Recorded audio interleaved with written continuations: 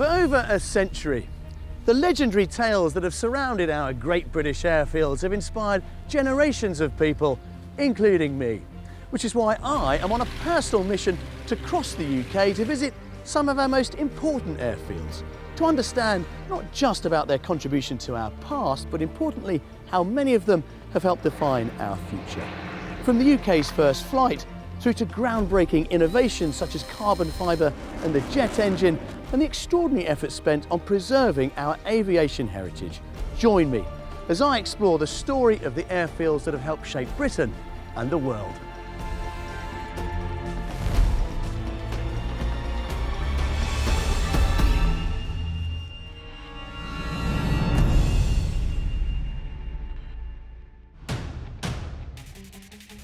I'm here in Farnborough, the birthplace of British aviation, and it's said that no other single location in the world has contributed quite as much to the evolution of aeronautical science as this place over such a long period of time.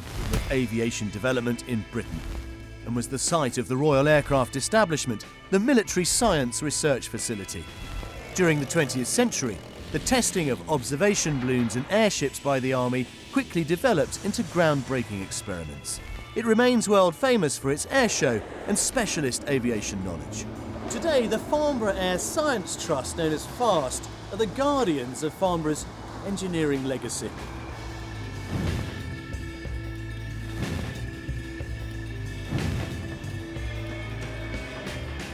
How important was the RAE and Farnborough in the history of global aviation?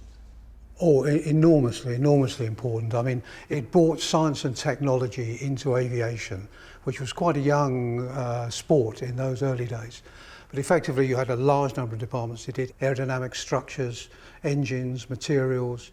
We tend to associate the evolution of the aircraft with the First World War, but even before the outbreak of the war, RAE here was up and running in a very far-sighted way. Farnborough was always looking 15 years ahead to actually develop new systems right through to the Cold War. If a new aircraft had to be built, the air staff came to us and would say, what technology do we have in 15 years' time? Because it'll take that long to build the airplane. So for over a century, RAE really has been a global centre of excellence. Oh, absolutely. But what happens to the RAE? It started to close down in the 1990s when government no longer wished to centrally fund aviation research. But there was 100 years of research here. It was all secret. Nobody knew, very little that went on. So we started collecting all the artifacts and the records from the libraries. The RE had a superb historical library which went back to 1898. We collected all that, so now we're keeping the legacy in the museum and making it available for the public. Well, I've just touched the surface, so let's continue our tour, Graham. The museum's collection is enormous, holding over 500,000 items. It includes machinery, photographs, films and books, all relating to its illustrious history. Wow! Just get the light on. Just remind me how many of these containers you've got again? We've got 18 40-foot containers and 2 20-foot containers full of artefacts.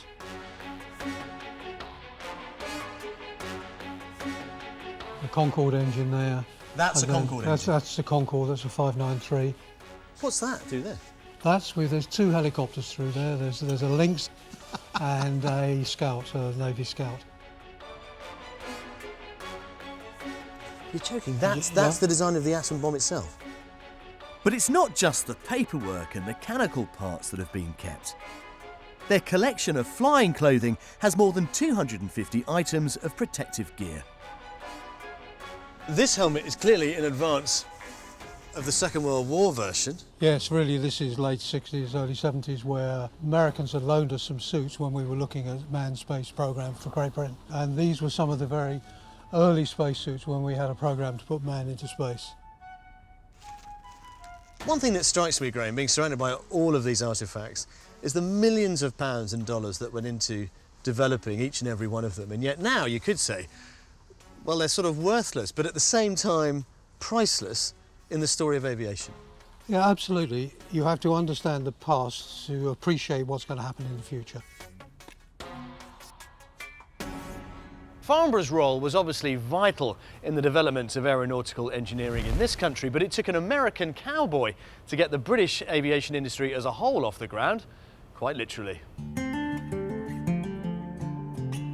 In 1896, the Wild West came to Britain in the form of Samuel Cody.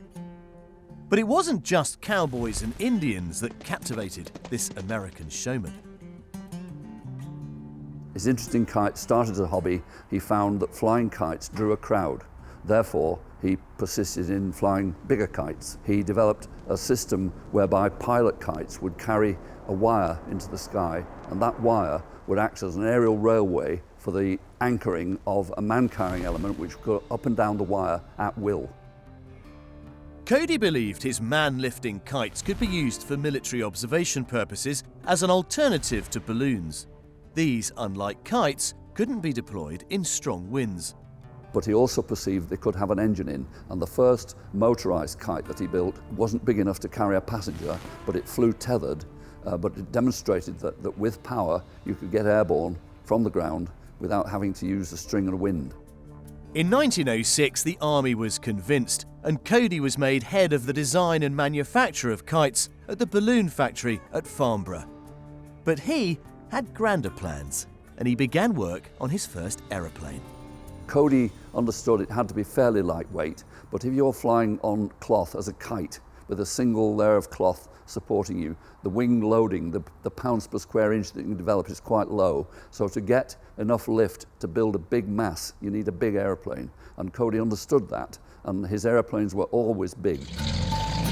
On the 16th of October 1908, Cody made history at Farnborough. His British Army Aeroplane No. 1 left the ground and flew 1,390 feet at a speed of 25 to 30 miles an hour. The flight only lasted 27 seconds, but it was the first powered flight in Britain. Over the next 2 years, Cody continued to improve his designs, and in 1910 he made the longest flight in England, a record 4 hours and 47 minutes. But unfortunately, it wasn't to last, and on the 7th of August 1913, tragedy struck at Farnborough. Cody was flying over what's now the airfield with a passenger when something on the aircraft broke.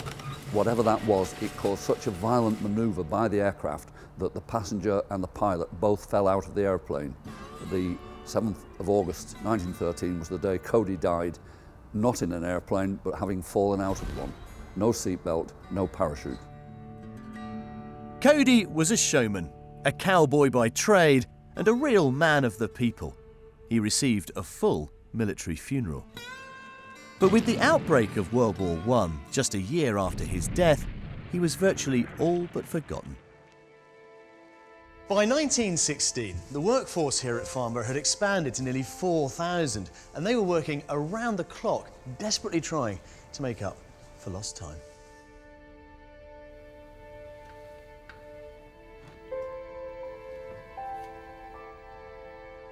Ian, nice to see you. And you, good morning. Where better place to talk about the development of early aircraft than here in your workshop? Pleasure to have you here. Now, you've got a lovely example here of what was going on at the time to try and create workable airframes and workable surfaces on aircraft. I mean, for those early pilots, being up in the sky surrounded by nothing more than timber and linen must have been terrifying. Well, yes, it looks very flimsy. It's a bit of cloth, bit of wood. But once it's put together, once it's been treated, then it becomes quite a stable and strong environment. But this is the technology of the Victorian era. It certainly is, which is why so many cabinet makers went into aircraft production in World War I. But it just highlights how difficult and how dangerous these early days of aircraft development were. Exactly. But also in the manufacture, that one of the things that's done to the fabric is what we call doping. Doping being laying this painting on this substance which stretches the fabric and makes it weatherproof. And it gives it that kind of drum-like... Exactly, but it also, when you're doing it, gives off a lot of vapour. And at the beginning, that wasn't recognised, and so quite a few ladies and men died as a consequence of inhaling that vapour. The rate of aviation development from 1908 to 1914 was staggering. By the start of World War I, there were just 40 aircraft in the UK, but by the end of the war, there were more than 20,000. The initial requirement was for aircraft that would be able to fly over enemy lines and observe what was going on. But then, of course, when you have aircraft that are flying over to observe, the enemy decide they've got aircraft that will shoot you down. So you have to evolve another type of aircraft, which is an offensive aircraft that can defend your observation aircraft. And that's the birth of the fighter. Exactly, exactly. And that, in a way, gives Farnborough its purpose for the rest of its life. It certainly does. The aircraft industry was established and Farnborough was then dedicated to pure research and development and test. During World War I, Farnborough had built over 500 aircraft and repaired thousands more. And by 1919, with the conflict over, the emphasis for the Royal Aircraft Establishment was now on science and research. The interwar years saw development continue at an incredible rate. While Britain was suffering in the Great Depression, the RAE were undertaking important developmental work on drones, missiles. They even managed to successfully launch an aircraft from a Royal Navy destroyer by catapult. The engineers and scientists were putting Farnborough on the global map. Farnborough's development at the beginning of the 20th century had been slow and steady, but World War I had forced them into a rapid expansion. British aviation had to improve and develop to become as good, if not better, than the competition. And with World War II just around the corner, the Royal Aircraft Establishment had to be at its best. Well, by the beginning of the war, in 1939, Farnborough once again was coming into its own. But if I'd have had the chance to wander around the airfield and throw open any of the hangar doors, who knows what I would have seen under investigation. But this, once confidential report, might give me a few clues. It's an historical summary of the Royal Aircraft Establishment between 1918 and 1948. But if we just flick through to the beginning of the war, to 1939 to 1940, well, the headings here really do tell you all that you need to know. The aerodynamic department were looking at low-speed wind tunnel testing. The instrument and photographic department were investigating the development of the gyro gun sight. The mechanical test department, well, they were looking at the business of self-sealing fuel tanks. But this is absolutely fascinating. In 1940, the experimental flying department received the first Messerschmitt Me-109 fighter to be captured and brought it here for rigorous trials. And it was flown by one flying officer, J.E. Peabody. But I'm sure he could never have imagined himself that so soon after the start of the war, he'd find himself flying an enemy fighter, learning crucial lessons that he could feed back to the squadrons on the front line. It's fascinating to see the amount of detailed research that was being carried out, much of which at the time would have been secret. Even with the war raging around them, they were trying to improve pressure injection in engines and the effects of G-force on pilots.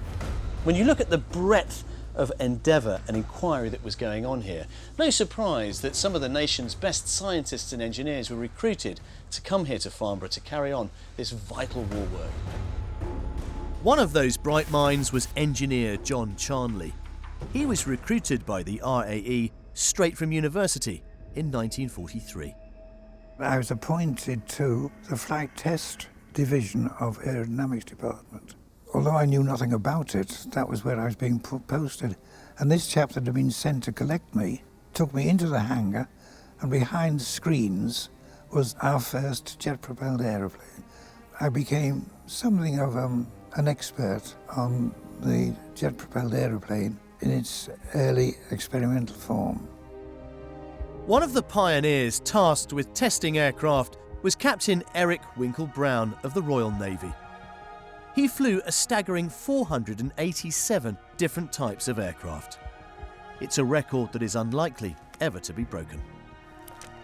Farnborough, frankly, in the war years was like a pressure pot, because naturally the enemy was improving the performance of their aircraft all the time, and we always had to try and keep a jump ahead of them, if possible. But the Germans were very advanced in performance aircraft, and so it was quite a difficult struggle. With World War II raging, there was no time to waste. In 1944, test flights from Farnborough totalled over 8,000 hours, an average of 23 hours a day. The test was to take a Spitfire, climb to 40,000 feet, put the nose down, and tell him that the speed would increase, and on the way down, he'd find he'd lose control. But don't worry about it.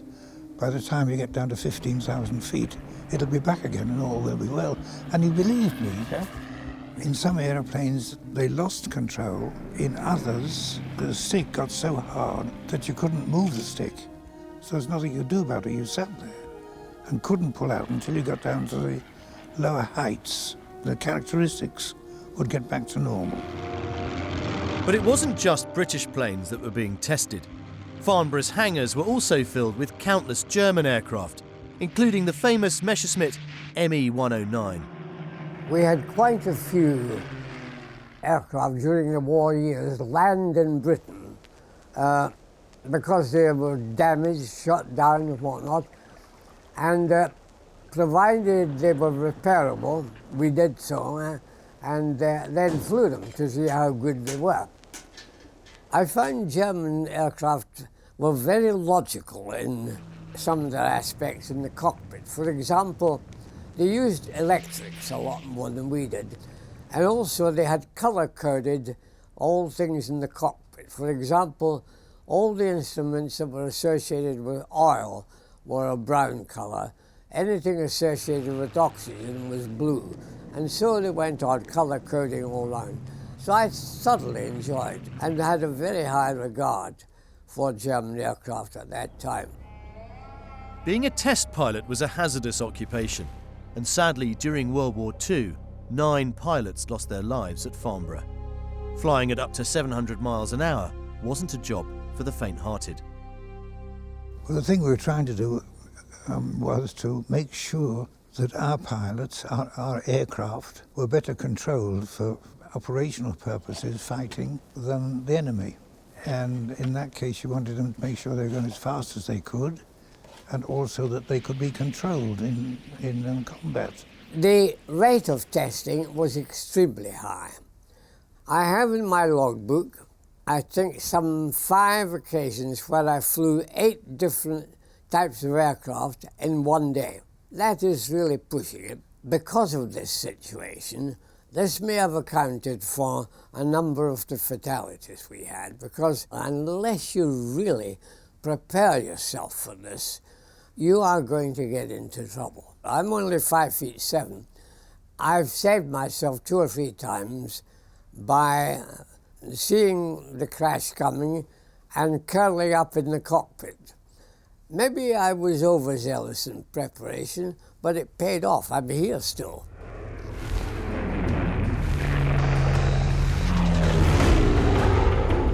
Thanks to the pioneering work of the likes of Captain Brown and Sir Charley, flying has become much safer. Their work has informed subsequent generations of aerospace engineers, helping them to design and build much safer planes.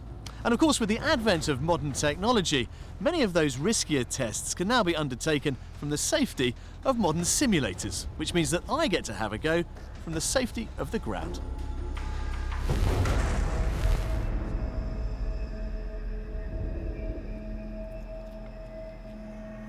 Alan. Jules. Very nice to see you. Good to meet you. Now, flying is in your blood. You've got many thousands of hours flying behind you. A few, yes, yes. And you've taught many others to fly, of course. Indeed, yes. When we see on the news the launch of a new airliner, I'm thinking in particular of the latest huge aircraft that's now out there from Boeing. Just how risky is it for the test pilots taking something like that up?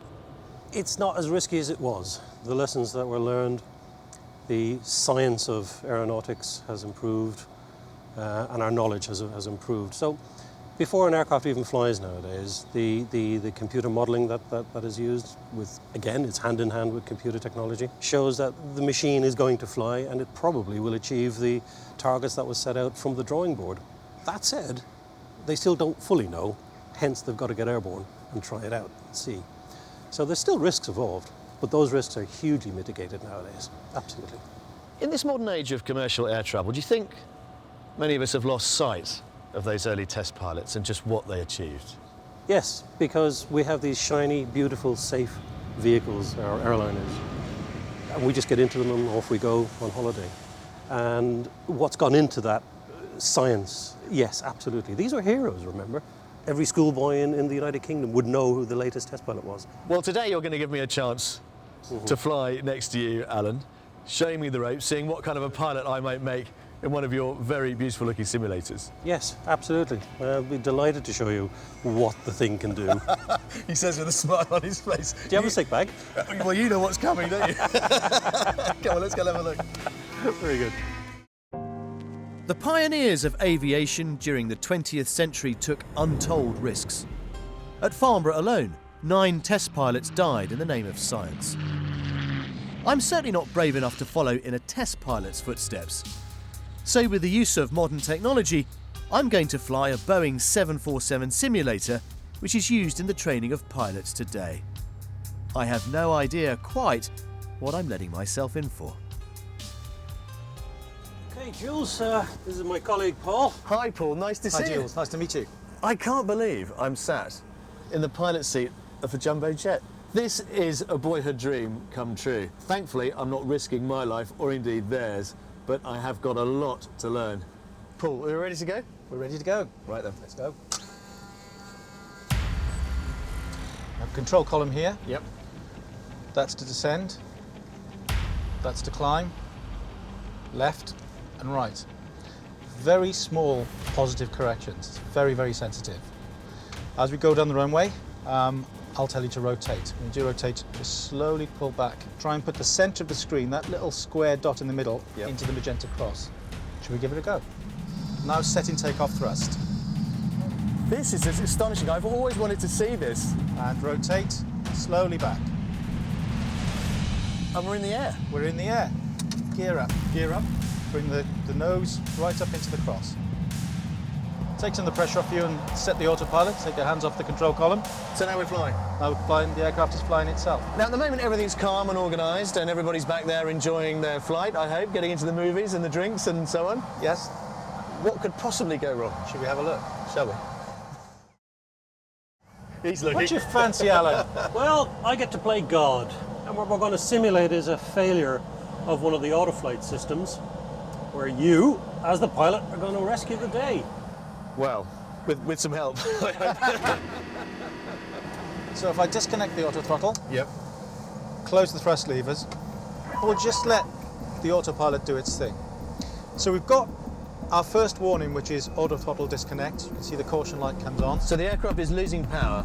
It is losing power now. We're only at idle thrust. The thrust levers are closed. Yep. And what's happening now is the aircraft is putting the nose up, trying to increase the lift from the wings. So it's doing that? So it's doing that. Yep. And as you can see here, on the artificial horizon, in fact, the nose is slowly coming up. And we're going into the yellow area here, which is the buffer warning, which is a warning of an oncoming stall. There's our second warning, which is the airspeed low warning now. Now you can feel the stall coming on. Starting to shake. Starting to shake. Yep. And then the final bit that we have is the stick shaker, which comes in, and from that we recover. So push the nose forward. Well, that gets your attention. Whoa! Wow. Okay. Yep. Bring the thrust in, increasing speed, bringing the lift back into the wings. Keep heading down. Keep heading down, and then slowly, slowly, but not too fast because you'll put it back into a stall. So you're pushing it back through the Pushing it curve, back- aren't you? Yeah, you're pushing it back in to create the lift. Yeah. And we've lost 1,000 feet in that action just to recover the aircraft and bring it back into a flying state. We level off at around about 7,000 feet. Yeah. And the aircraft's flying again. We have successfully got ourselves airborne. We've overcome the challenge of what could have been a very catastrophic in-flight scenario. Should we go and land? Yes. I can't wait to see that runway open up. You have control. Clear land, 27 left, Jules, 01. We are coming into land at Heathrow, and I'm seeing what is a very familiar airport to me in a completely different light. 400 feet. Here we go. There's the terminal buildings. There's the runway. Nicely lit up. 300. Now look out the window, look down the end of the runway. 200. Yep. Don't let the end of the runway sink or rise. Just keep it where it is in the window. Yep. And you'll line perfectly. 100. 100 feet, Yep. 50 feet, the 50. thrust starts to come 40. off. 30. Close the thrust 20. levers. touches the runway, speed brakes And we're down. deployed, and we're down. Still flying though, still doing 140 knots. Slowing down, slowing down, slowing down. And I have control. Well, captains, both of you, thank you very much indeed, Paul. Thank you. Alan, thank you. Very welcome. And it's nice to know that we're all that bit safer thanks to the work that you do and these remarkable simulators. Indeed.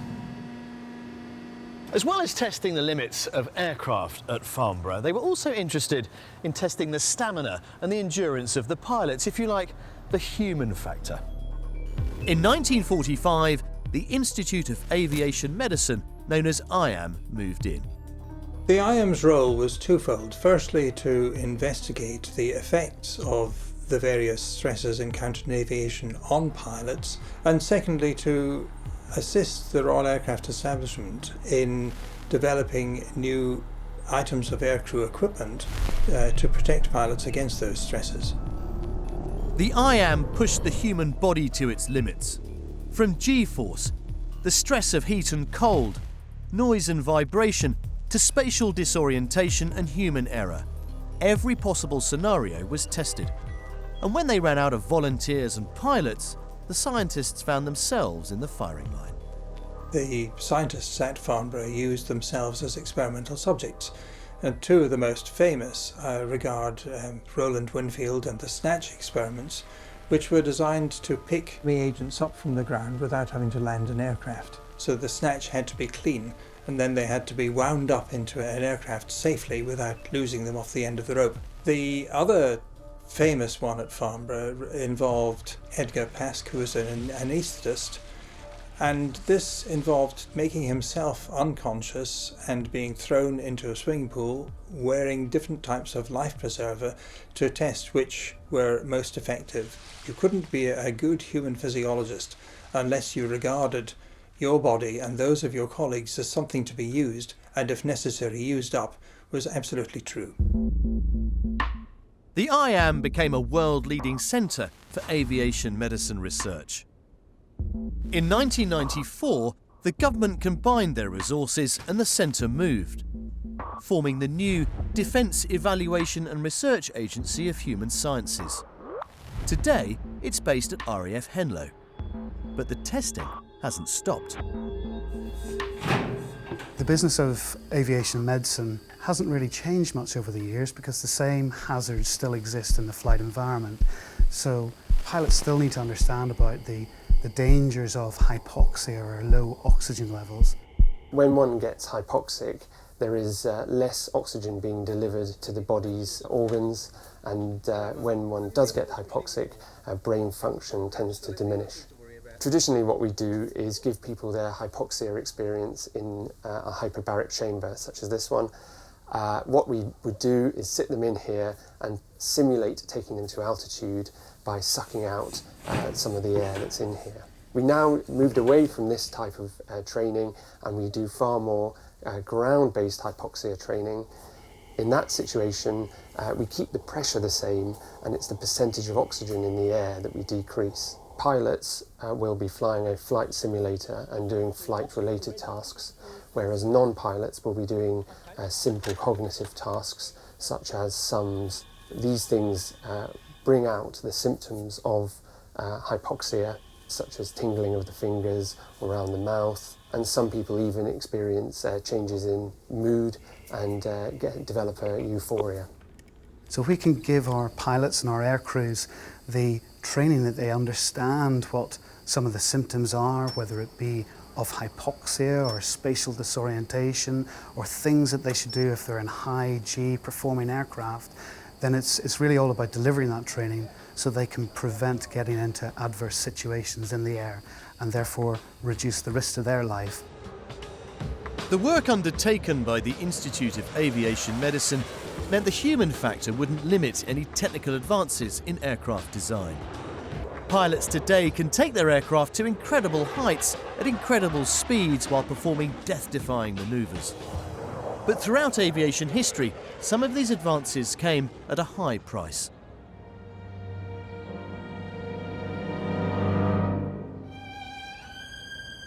One aircraft that found itself grounded after only 2 years of service was the de Havilland Comet. It looked to take the world by storm, until two unexplained mid-air disasters rocked the aviation industry. The first flight of the de Havilland Comet in 1952 in passenger service was a huge step forward for the passengers. It halved the journey times to the Far East and to South Africa. It allowed the passengers to travel in a pressurised cabin for the first time that was comfortable, that allowed them to fly at high altitude above the turbulence, and it really made a step forward for passengers. A year after entering service, problems started to appear. Two fatal crashes during routine flights grounded the entire fleet, and Farnborough's scientists were called in to investigate. One of the pieces of work that Farnborough did was to take a fuselage just like this one and to put it into a water tank. By putting it into a water tank and pressurising the water inside the cabin, it simulated the pressurisation of the cabin as it would go through a normal flight.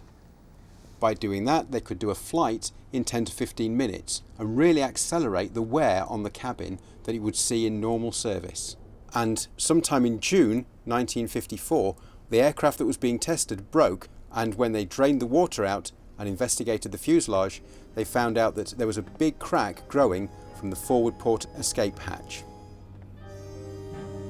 The constant pressurisation and depressurisation of the plane's fuselage during flights had forced little defects in the skin to grow and expand, which over time produced large gaping holes. This is a typical piece of Comet skin. It shows how thick it was, just under 1 millimetre thick around the windows, and it shows the rivet holes have been punched in, and it's from these rivet holes that little defects grew, and just like you can see here, the constant flexing of the fuselage with pressurisation and depressurisation caused cracks to grow. And it's these cracks that grew and grew during each flight until the aircraft crashed. The de Havilland Comet became a successful design, flying for 60 years with the military as the Nimrod. And the lessons learnt at Farnborough meant that windows changed in their design, that the skins of aircraft became thicker, and we designed with fatigue in mind. This put Farnborough at the forefront of aviation research and also meant that air travel was much safer than it was before. The legacy of air crash investigations lives on in Farnborough today. The modern air accident investigation teams are based on the outskirts of the modern airfield. Every year their teams are called in to research air crashes, not least the loss of flight MH17 that was lost over the Ukraine in July 2014. So the name Farnborough hasn't just become synonymous with flight, but crucially with flight safety. The Royal Aircraft Establishment at Farnborough's contribution to the development of world aviation is endless. No other aeronautical site in Britain has had such an unbroken record of involvement in research. The RAE Materials Department had joined the race to find the holy grail of material sciences, how best to combine the strength of metal with the lightness of plastic. And in 1963, 3 RAE scientists came up with the answer.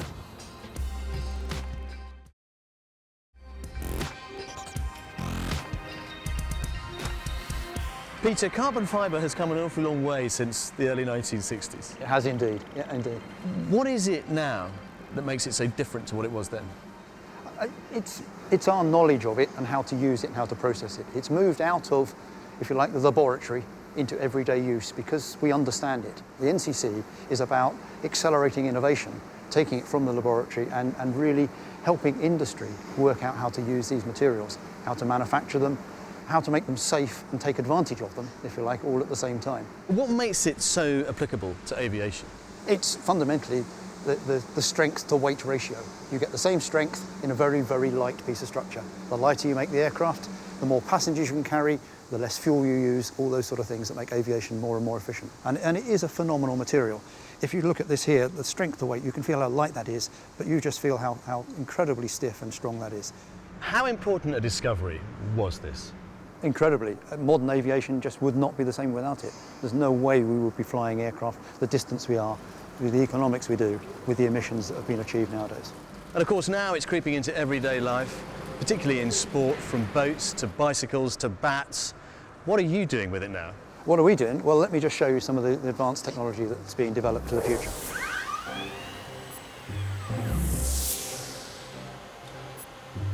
Okay, so now I'd like to show you the real cutting edge of what we do with carbon fibre. Here we're using robots to lay up carbon into moulds and make products. I'd like to introduce you to Ben from GKN. Ben? Hello, Ben. Hello, Nice to see you. How are you? Nice to meet you. Wow, this is quite impressive. Which part of an aircraft is this? So this is actually a winglet skin, which is the lower skin of a winglet component, which sits on the end of an aircraft wing. And what does it do for the aircraft? Well, this effectively makes the wing appear like it's longer to the aerodynamics. It unwinds the airflow, makes the aircraft more efficient, uses less fuel, less CO2 emissions, but without occupying any more space. So when it comes to moving the aircraft around the airport, it doesn't occupy bigger space, they don't need bigger gates and all that sort of thing. So you're getting more efficiency without the impact of the airfield. How much is aviation taking on carbon fibre? How much of an aircraft can be made from carbon fibre? Well, today about just over 50% of the current breed of aircraft are made out of carbon fibre. That's progressively grown from the early applications in the 70s, which were just small parts, and as we've become better at understanding how to use the material, how to make some of the supercritical parts like the wings and other parts, have the confidence in using the material, then that's progressively found its way across the aircraft. And I suppose, Ben, when we come back to that issue of weight, so critical to aviation. Super critical, yes. How much weight does this add to a standard aircraft wing? As we know, carbon fibre itself is a very light material for the strength properties it gives you. You could probably imagine something this size, what it would weigh and how heavy it would be if it was made from aluminium, for example. So I don't know if you would just want to grab it and you'll see exactly how light this is. I'm not going to break it, am I? I hope not. So there you go. That's incredible. Yeah.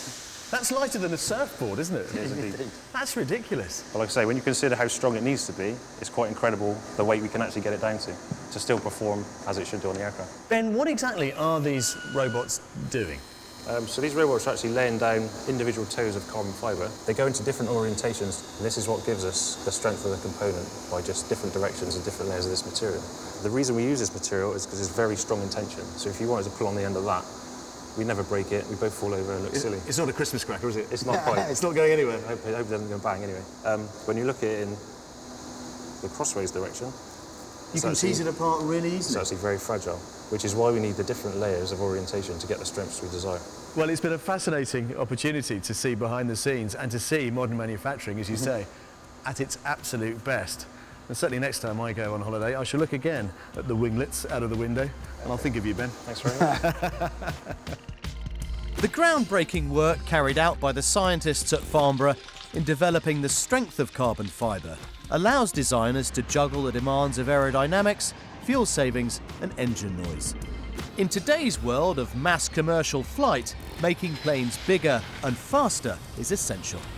The NCC is a fascinating facility. This is just one of the ovens they use to finalise the process of turning carbon fibre into aircraft components. But when you think about the 50 years or so that have passed since this material was first invented, trying to keep up with the huge advances in aviation technology can feel like quite a daunting task. But I think one thing is for sure, carbon fibre is here to stay. Until, of course, they come up with something even lighter and even stronger.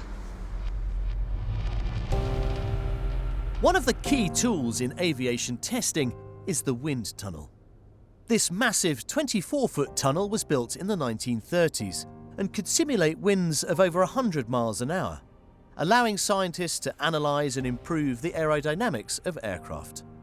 And with the development of the jet engine, a whole new spectrum of speed was unlocked: supersonic flight. When the British and French aviation industries combined to develop a new supersonic passenger airliner in the 1950s and 60s, where else would they come but Farnborough to test their design? Sadly, I was never lucky enough to take a trip on a Concorde. These days, all of those that did fly have now been grounded, and without exception, they're all preserved in museums throughout the world. To take a closer look at what makes this aircraft so special, I've come up to the Imperial War Museum at Duxford, and this aircraft is particularly unique because this was one of the first. The supersonic passenger airliner first flew in 1969 and entered service in 1976. British Airways and Air France built 20 Concordes in all, with 14 making the transatlantic trip from Europe to America. I think part of the beauty of Concorde is in its perceived simplicity, but do not be fooled. On a conventional aircraft wing, for example, there are up to 50 moving parts. On Concorde, there are only 6. There they are, either side of those 2 enormous Olympus engines.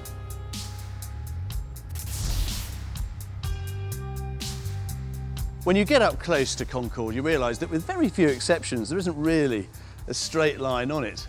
But it's the wing and this leading edge of the wing that really tells the story. It's a complicated series of mathematical equations that have created curve upon curve. In particular, this twist and droop running right down there to the wingtip. What it means is that Concorde had incredible stability at low speeds, but low enough drag to go supersonic. It is an essay in airflow. But to be honest, to really understand it, you need a physics degree.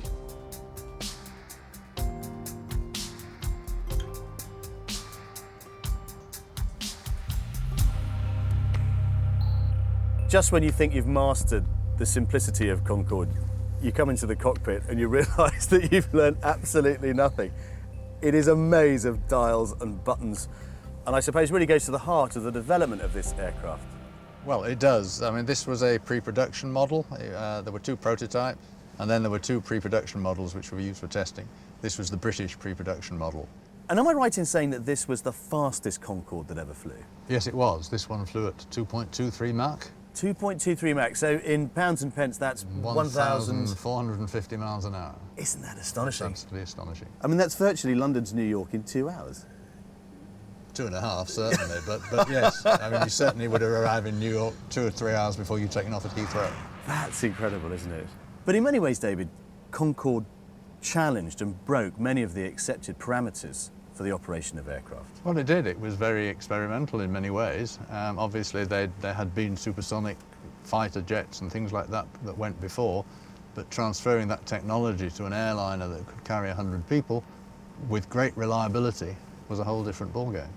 But it was operating in extremes of cold and heat. Indeed it was. It would take off from Heathrow on a cold winter's day in negative temperatures, and by the time it was flying at 60,000 feet at 1,400 miles an hour, it was probably 120, 130 degrees centigrade.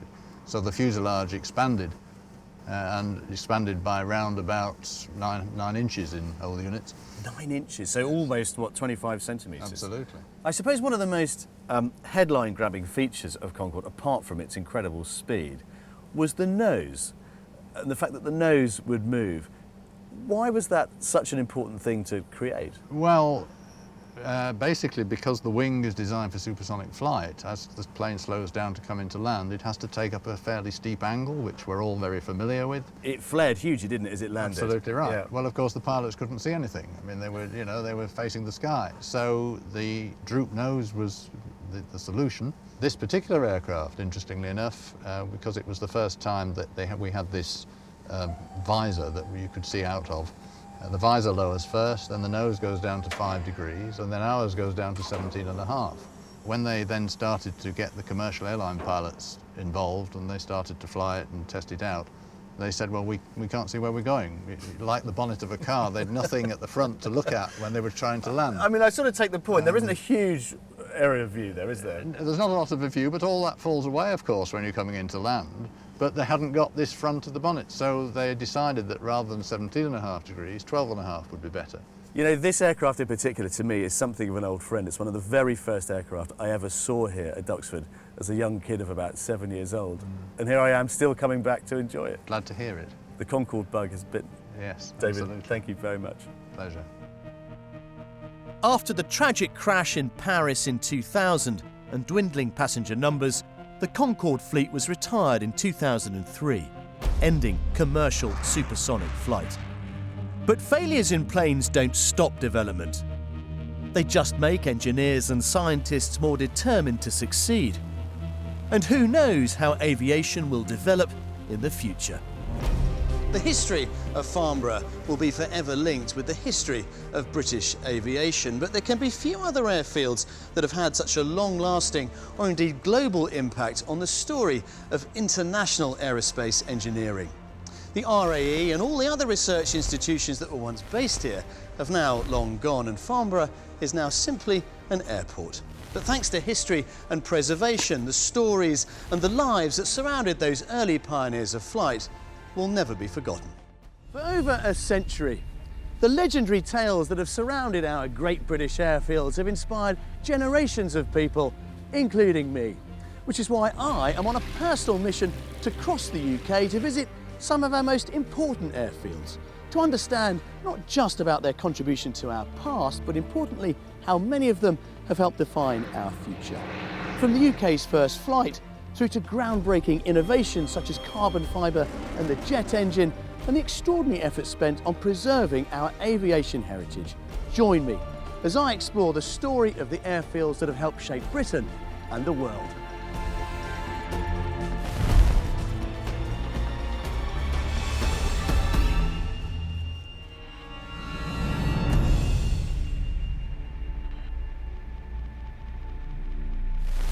I'm here at RAF Bigan Hill, one of the most famous airfields of the Second World War. Bigan on the Bump, as it was known, became synonymous with the Battle of Britain, the aerial campaign that thwarted Hitler's attempts at invasion back in the summer of 1940. The pilots that took off from this runway faced overwhelming odds, but in overcoming them, they wrote themselves into the history books. 21 threshold QFE 978. We're on runway 03. The geography here at Bigan Hill ensured the creation of an airfield back in 1917 towards the end of the First World War, and its unique characteristics have meant that nearly a century later it's still a very busy place. 2, 3. That is correct. Next report ready to taxi. Bob, very nice to see you, sir. Hello. Admiring an airfield that you have studied for years. Yes, I have. So tell us, why was Bigan Hill founded here? It started life as a wireless testing station, and they came across this field here, 80 acres, absolutely massive. It was 650 feet above sea level, but it was a perfect place. And they perfected communication between aircraft in flight and the ground through this amazing new technology. Hence, Bigan on the Bump. Bigan on the Bump, an upturned saucepan. But as they came into land, there was a little hill, and they used to stick their noses in the air over the other side, and it became known as the Bump. And I guess its role in the First World War really was the kind of precursor to the Second World War, when Bigan Hill really does earn its wings, as it were. Well, it soon became a senior sector airfield. It became the most famous fighter station, not only in the country, but in the world. More than 1,400 enemy aircraft shot down. There was a ring of fighter stations around London, but this was the strongest link defending the southern approaches.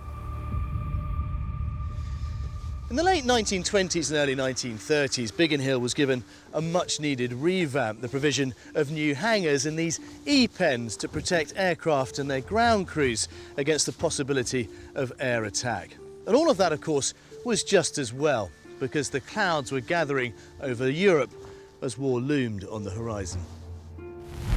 In 1935, news reached Britain that Hitler was rumoured to have a death ray, using radio waves to destroy towns and cities. So the Aeronautical Research Committee asked radio engineer Robert Watson-Watt to explore creating a death ray for Britain, specifically to be used against aircraft. Watson-Watt quickly proved the death ray idea to be impossible and suggested that perhaps radio waves might be of more use in detecting and tracking enemy aircraft. 45 uniform Bravo, look out to 48, turn right, resume your own navigation to position Tendo and then NATO. At its most simple terms, the primary radar works by emitting a large pulse of radio energy. It bounces off the metal in the aircraft and it returns to the radar sensor. Because we know how long that takes to happen and we know which direction the signal was being aimed, we can tell the range of the aircraft and how far it is away from the radar head. That then developed even further so that we can interrogate the flight management computer for certain data, and we can now tell the intended heading of the aircraft and its selected flight level. That in itself provides a huge safety benefit to us because we can automatically check that against the clearance we provided the aircraft so that we can take early intervention if it's necessary. Today, the National Air Traffic Services, known as NATS, control the UK's radar system. They handle over 2 million flights a year and over 220 million passengers in UK airspace, controlling both civil and military aircraft. If we didn't have radar, we really are reliant on the aircraft to report their position, and really with the number of aircraft that we have to maintain and keep in the air at any one point in time, that just wouldn't be a practical way, and there would just be so many delays, it would be truly awful. But back in the 1930s, radar was in its infancy, and RAF Bigan Hill needed all the help it could get defending London against the approaching Germans. The terrifying effectiveness of the German Air Force had become all too apparent during the Spanish Civil War. And here in Britain, there is a renewed urgency to put this new technology to good use. Between 1937 and 1939, radio masts, just like the one behind me, were put up all along Britain's coastline. It was the world's first air defence system. They called it Chain Home. Well, Andy, it is amazing what you find lying around the Essex countryside. Absolutely, Jules. You find all kinds of different things, including a 360-foot radar tower. And where was this one originally sighted? It came from Canooden, which is near Southend, about 25 miles from where we stand now. Well, the best view of it's got to be from over there, isn't Absolutely. it? Well, Andy, there's no getting away from the impressive nature of the Chain Home array. But just exactly what was it and how did it work? Chain Home was the United Kingdom's air defence radar system in the Second World War. It was designed and developed during the middle to late 1930s, and the original station would have consisted of 3 or 4 of these huge 360-foot towers, separated by about 100 feet. And between them, between the cantilevered platforms, would have been slung wire antenna arrays. So the whole of the east coast of the UK was pinpointed with these antennas all the way along. Somewhere beyond us over there would have been 4 wooden towers, 240 foot high, and they held the receive dipoles. This was a pulse system, so a pulse of RF would be transmitted from one of the curtain arrays slung between the transmit towers, and it would floodlight the area in front of the radar, up to 200 miles away. And then the receivers would pick up the very, very tiny signal that's been re-radiated, reflected from the target. So it gave a sense of direction and height? It gave direction and height, yes, and it meant that we could scramble our aircraft and they could be in the right place at the right time. Could it tell you how many aircraft were in the air? Not on its own, but a trained operator could be able to have a good estimate of the number of aircraft by looking at the size of the return signal. Its great champion was Dowding. Tell us about the Dowding system. Well, what Dowding did was he looked at the problems of air defence as a whole.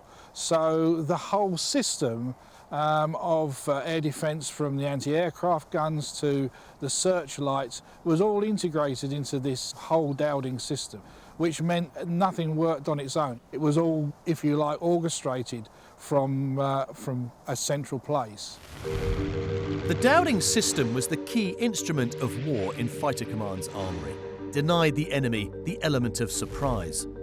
Air Chief Marshal Hugh Dowding developed a series of reporting chains. Information was sent from the chain home to Fighter Command, who would then in turn relay details to the operations sectors like Bigan Hill. They would then scramble the airfields and the squadrons. Now, these do look like pretty juicy targets for the Luftwaffe. How many of these stations were destroyed and attacked? Well, they did try and destroy them, but they're mostly air. So bombs landing, other than a direct hit, did very little damage. Not until the middle of the war did they even realise that it was a radar system. When we think of the Battle of Britain, we tend to, of course, focus on the famous few that Churchill describes, the fighter pilots. But actually, it's the backroom boys who came up with systems like this that we really have to thank. That's right. I mean, the fighter pilots wouldn't have been in the right place had it have not been for radar, because we were so outnumbered. Without Chain Home, we would almost certainly have lost the Battle of Britain. Before World War II, interception rates of 30 to 50% were considered excellent. Now, with the Dowding system in place, Fighter Command achieved well over 80%.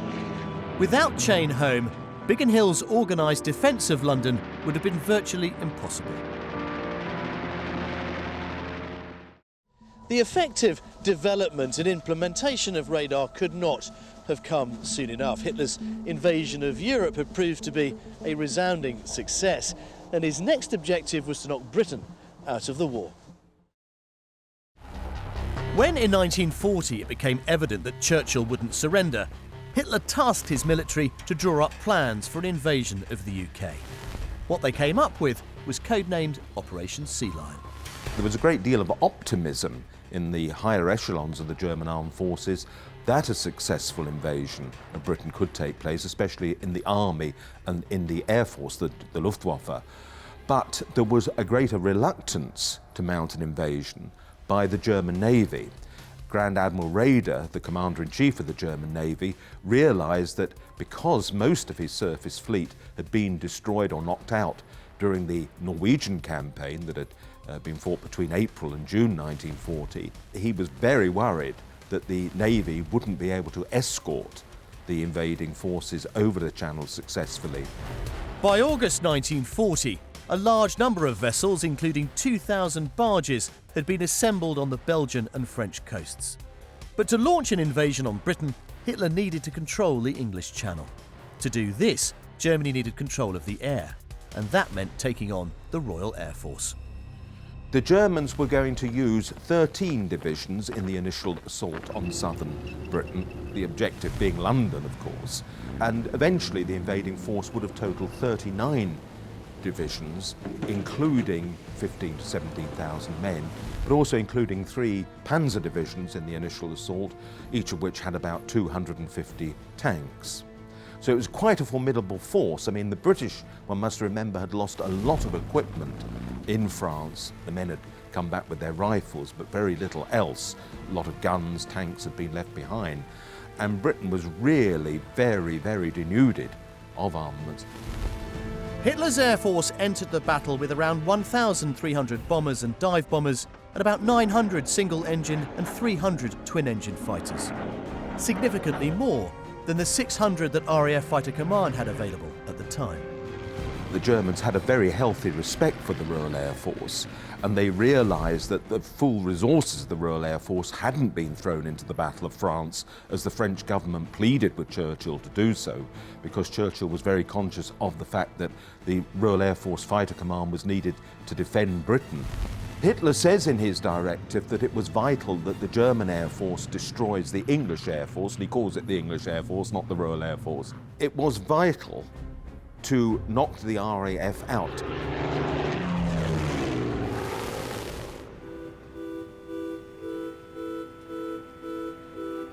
By July 1940, the stage was set for the first major campaign between 2 rival air forces. Now, the Germans, of course, had their bomber fleet and the highly regarded Me-109 Messerschmitt fighter, but in some regards, well, the RAF held all the aces.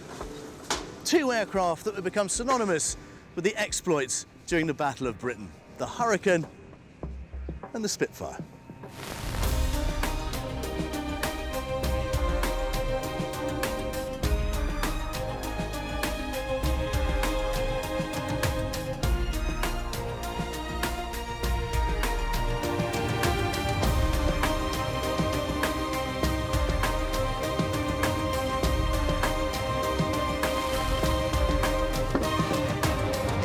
Well done, Paul. Well, you know, my day just gets better and better. Look at it. We're on Bigan Hill Airfield. We've got 3 beautiful aircraft to look at. The Hurricane, of course, and these 2 Spitfires.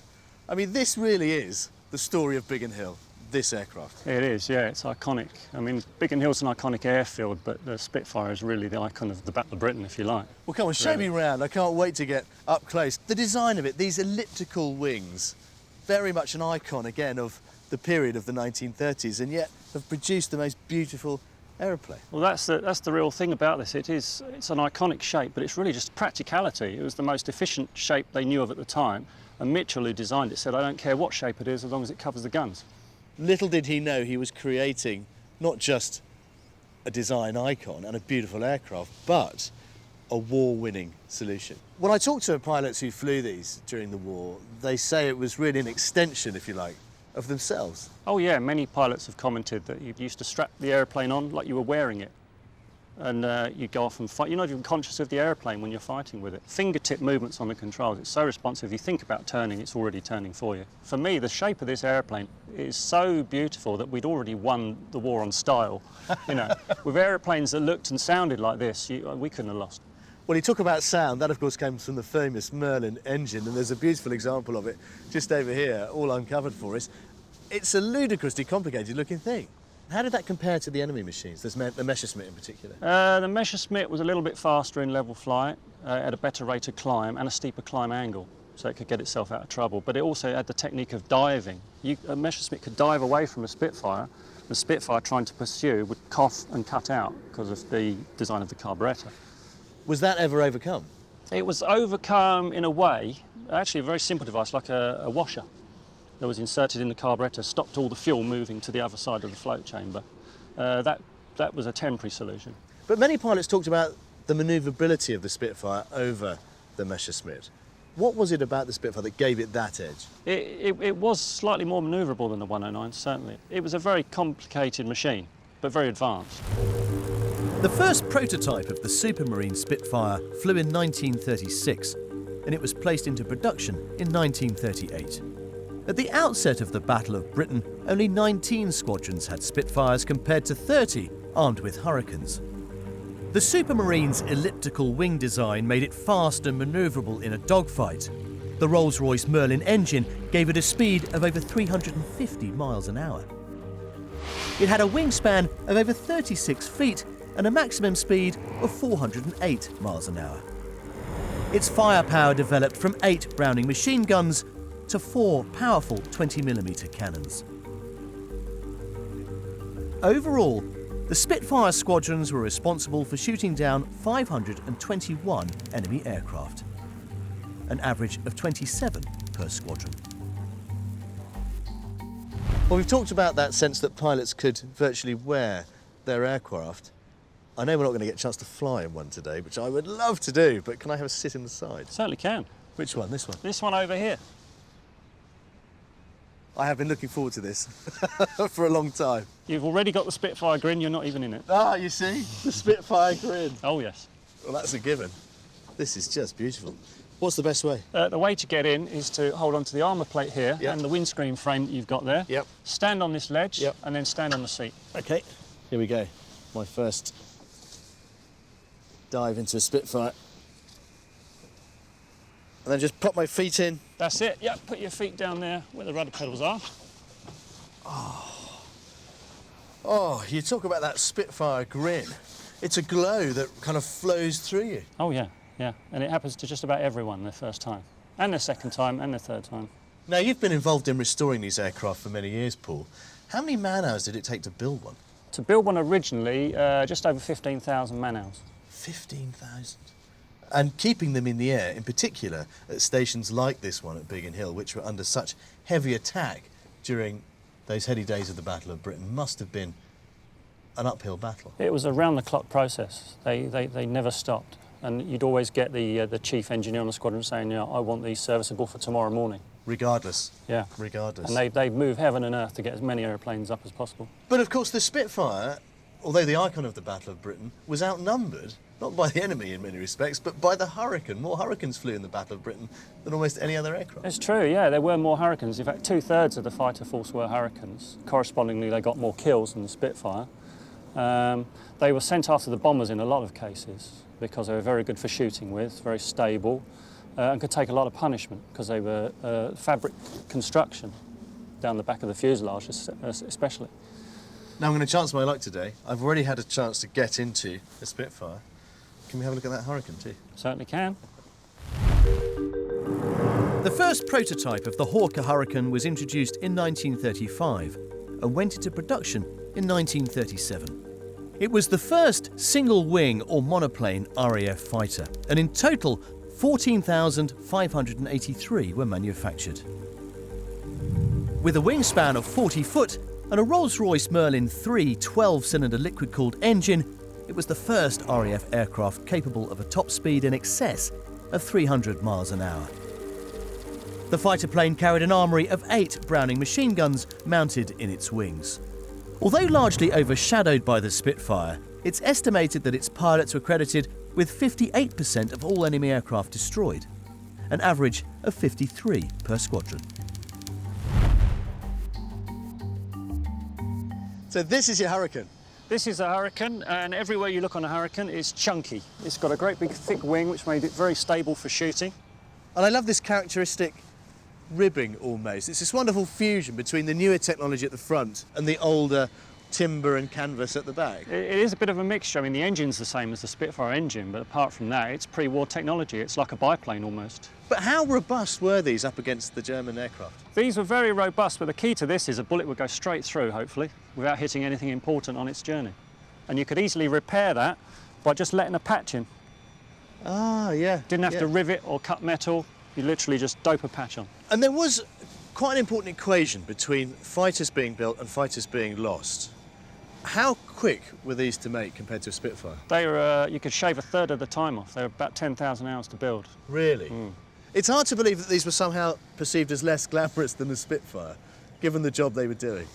They're not as glamorous, you know, they're fabric and wood, and you know, they don't get the blood racing like a Spitfire does unless you're actually flying one. But one of them has to get the glamour, one of them has to do the work, and it's the Hurricane that's the workhorse, shall we say.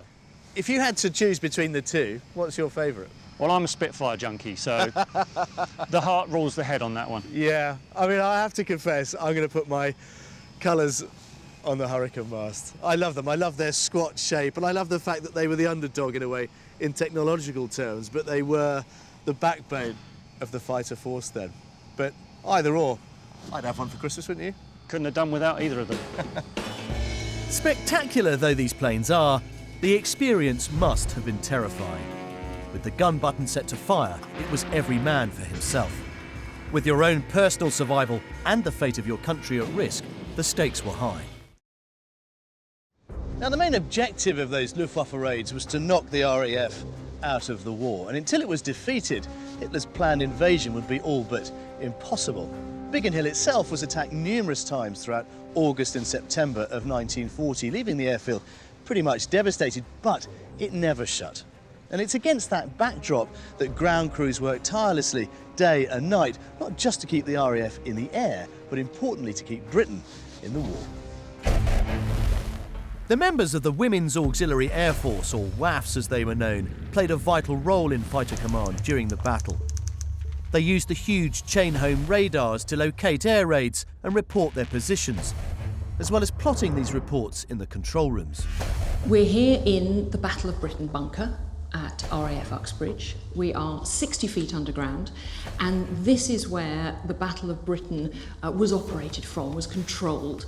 Around this table you would have had up to 20 members of the Women's Auxiliary Air Force receiving information about incoming bombers, plotting it on this map in front of us, and then helping the other RAF bases to scramble fighters to intercept those incoming bombers. The Battle of Britain really was the first point at which we were truly tested as a service, and as such, if we were going to have any chance of defending against incoming attacks, then as many men standing in this room as possible had to be flying. And if that was going to be the case, then we simply had to substitute women for men in these roles. So by the summer of 1940, there would have been 20 Women's Auxiliary Air Force members standing around this table doing the jobs that only months earlier men would have been doing. 200 women worked at Bigan Hill. Their roles varied from catering and washing pilots' clothes to the more technical side of radar operations and servicing aircraft. Of course, very quickly, women proved that they were more than capable of holding their tongues, of maintaining their cool under the most intense pressure, even to the extent that 3 WAF who worked at Bigan Hill were awarded the military medal, 3 of only 6 in the whole of the war, for holding to their posts under fire when Bigan Hill became the centre of a Luftwaffe attack. One such WAF, Elizabeth Mortimer, was serving at Bigan Hill. She was operating the telephones and came under direct fire on the night of the 31st of August into the 1st of September in particular, and she held to her post. And then, having finished her shift, she decided that in order to warn the returning aircrew that there might be unexploded bombs, she would run around the airfield, finding where she thought those unexploded bombs might be and marking the sites with a red flag. At one point, a bomb exploded so close to her that she was blown off her feet and actually remained deaf in one ear pretty much for the rest of her life. But she got up, dusted herself down and continued planting her red flags, putting to bed the idea that women might buckle under pressure or not be sufficiently brave to work in this sort of context. Bigan Hill was one of the first targets in the Luftwaffe raids. Between August 1940 and January 1941, the airfield was attacked 12 times, destroying barracks and workshops and killing 39 people. We did see a real revolution, albeit a small and ongoing revolution, if you like, in the way that women were perceived as a result of the way in which they played their part in this room and others around the country, doing these sorts of roles at a time when there was simply nothing else to be done but to get on with it. While the ground crews were busy patching up the heavily damaged airfields, the pilots were trying to shoot down as many enemy bombers as possible before they reached the targets. But whether you were flying a Spitfire or a Hurricane, you were completely reliant on the 8 303 Browning machine guns that each aircraft carried. But just how effective were they? Well, I've come here to this rather spooky facility to find out. Dave. Jules. Hello, mate. This is an extraordinary place. I was told I'd find you in here, but it's a labyrinth. It is, yeah, it's quite a big complex. And you've got the facilities to test more or less any kind of weapon. Yeah, we certainly test a lot of small arms here anyway. And that's the range. How long is that? The range is over 200 metres long. Wow. Now, what have we got at the end of it? At the end of the range, you can see Messerschmitt armour. It's a representation of 5mm, 8mm and 12mm armour. 5mm on the wing spars, 8mm on the pilot protection area, and then 12mm on the bulkhead. Now, we've got two fascinating looking weapons here. That I recognise as a Bren gun. Yep. 303? Yes. What are we going to do with that? The Bren gun's going to stand in for the 303 aircraft, because the problem with the Browning 303 aircraft machine gun is it's air operated, fired remotely with a trigger on the control column of the spay grip. And so, to make life easier, we're going to set it up in a tripod. And next to it, you've got a 50 calibre Browning. During the war, all our 50 calibre Brownings that we actually placed on the latter Spitfires, they were all manufactured in the US. And I suppose in many ways, any student of the Battle of Britain will recognise that the 303 Browning was a key component, but just how good was it? It was a very good, reliable machine gun. From the early days when they ironed out the development from the American one and made the British Browning machine gun, it was very, very good. Its only problem was the Germans are up-armoured and they'd already got a more powerful machine gun in their own aircraft, and that was its limitation. So was the Messerschmitt 110 better armed than a Spitfire or a Hurricane during the Battle of Britain? It was, yeah. It was better armed. The pilot had better armour, and the aircraft overall had more armour than the Spitfire, or the Hurricane for that matter. So, really and truly, the 303 really had to do a lot of work, whereas the German aircraft, with their cannons and machine gun, had to do a lot less. So the idea is to see whether or not the 303 can get through any or all of those armour. That's right, yeah. How many rounds have we got? We've got quite a few. Excellent. Well, this will be a really interesting test to see how effective it was. With the tracer element at this range, we should see some good tracer element going down. Right then. Let's see how our Bren gun fares. Right, where's your helmet? So here. Gun is cocked and live. It's ready to go, Jules, yeah. OK. If you just get behind it. OK. OK. I'm ready to fire. In your own time, go on.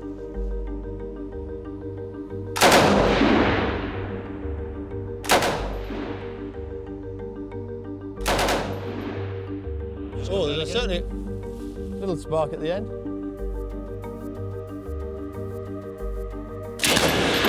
Oh, yeah. Yeah, that's one. That certainly hit. Yep. Yeah, that's good. And keep going at that, Jules. Rounds complete. Dave, absolutely fascinating. Well done, you hit the target. There's not a huge kick off that. You get the sense that there isn't a lot of weight behind the round. Well, let's try something different. Let's try the 50 caliber machine gun. Now, I'm used to seeing these mounted on the top of tanks or indeed in the wastes of flying fortresses and that sort of thing. Absolutely. It was absolutely completely universal. The US Navy had them, the Air Force had them, they had them on tanks, they had them in the infantry role. Yep. And it's still in use today. And this is the ammunition? That's the ammunition. Now, if you compare that ammunition, that's exactly the same as it was at wartime. And this is the 303. So you're now looking at the size of that round compared to that round. Yeah. So when we put an explosive charge in the head, it's far more effective. I never thought the day would ever come when I'd get the chance to actually fire a live 50 caliber. But today is my lucky day, Dave. Today's your lucky day. Right. Let's have a look and see what it does to the armour plate. OK, Jules, I'm just going to let the working parts forward, get it ready to load. OK. OK, so we'll just let the working parts forward, lock it off, and then what we're going to do is Matt will assist in the loading, I'll assist in watching where the rounds are going and making any adjustments we need to make. OK, load. And to think this is a 1945 wartime dated weapon. It is, yeah, absolutely. Goggles? Thank you very much. Right. OK, so we're going to cock it underhand. Yep. Ah, got there it. There you go. OK, we're now loaded and we're now ready to fire. Short bursts? Short bursts, yep, absolutely. Okay, here we go then.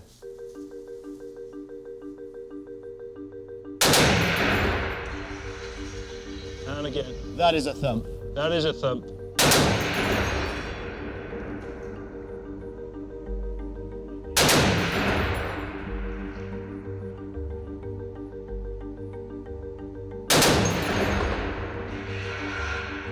You've just taken over the targets. Most of the targets? Destroyed. I think, is there one left on the right? Yes, there is.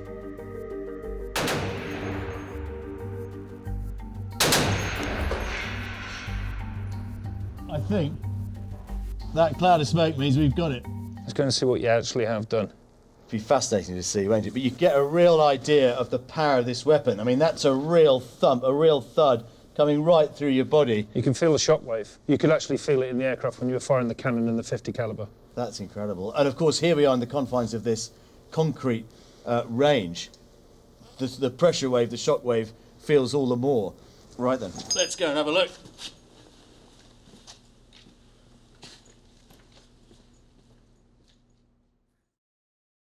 Wow. So this is still standing. That's rather disappointing, isn't it? Look at that. You can certainly see the 50 caliber hole. Absolutely, yeah. You can actually see that quite clearly. If you look at that, you can really put your finger clearly through there. And you see the ones at the top. This is the tracer rounds that we had in there. This is the 303 round. This is the 303, and that's obviously the tracer round, which is a lighter round. And there you go. There's your armour piercing. So it's penetrated the wing spar armour. And certainly penetrated the wing spar armour with a 50 caliber. There's absolutely no arguing with that. No. Is that the thickest plate? This is the thickest plate. So, you know, we can see that there. It's just riddled with holes all the way through it. It's, I mean... This is 12mm of frontal armour. So you can see there, that is gone all the way through, no problem at all. I mean, never mind an aircraft, you can see what it would do to a lightly armoured tank as well. Yeah. You know, it's interesting, you read about this stuff, you study it, you talk to veterans, but when you see it for yourself firsthand, it's devastating, it's terrifying. Shocking. It's absolutely shocking. And remember, all these holes come through, bits come flying off, you then got fragments and shards flying through the aircraft. You know, hundreds of miles an hour. Fingers? Yeah. There it goes. Well, Dave, it's been an amazing day, a really fascinating insight into just what these pilots were up against, and importantly, what they were armed with and how the battle began to turn in our favour. Yeah, it's amazing, isn't it, to see how it all went round. It really is. What a place. I'm glad I wasn't the other end of one of those, I can tell you. Absolutely.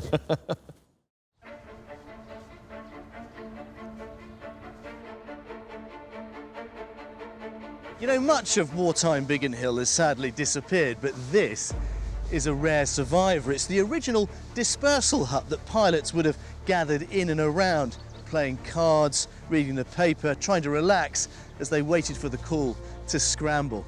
And you have to wonder if they were listening to the radio here on the 20th of August 1940 when Churchill, speaking in the Commons, uttered those now immortal words. Never in the field of human conflict was so much owed by so many to so few. He was, of course, talking about them. At the time Churchill made that speech, the battle was still raging and nowhere near won. We're on the ridge where the observer post and a couple of guns were placed. The airfield is now through the trees. This, of course, was generally an open area opposite to the airfield. When I was a lad, this is where we came through and continued on further, and the position would have been somewhere just along on this ridge here. I'd managed to get into this area, which of course was very much an area that people were not allowed to come into, and it gave me the opportunity to see something which was really quite exceptional, I suppose. I didn't think that much of it in those days, but nowadays one would realise that you were in the front line of what was going on. The German aircraft appeared coming from the southeast, and they started then to bomb the airfield. I didn't feel frightened to any great extent. It was excitement at what was happening. This was boys' own stuff at its best, but of course it was a desperate time.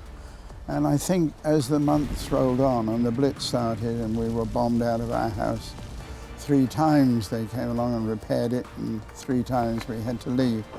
You realise this wasn't just a game. Both sides suffered heavy losses during the Battle of Britain.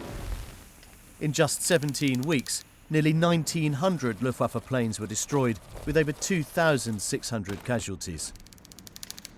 The RAF lost over 1,100 aircraft and suffered over 800 casualties. I got told off time and time again, but it was too exciting not to watch what was going on.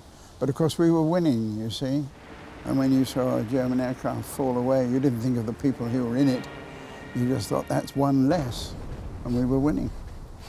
We didn't realise the importance of Bigan Hill at that time, because Bigan Hill was really the last line of defence before London, and the aircraft from Bigan Hill were the ones that had to defend virtually London, and so it was a place of great significance. The RAF's success in the Battle of Britain was indeed a turning point during the dark days of 1940. But it had given Hitler his first taste of defeat, and importantly, had provided Britain and her allies with a real sense of hope. But however welcome that victory, it had been bought at enormous personal cost.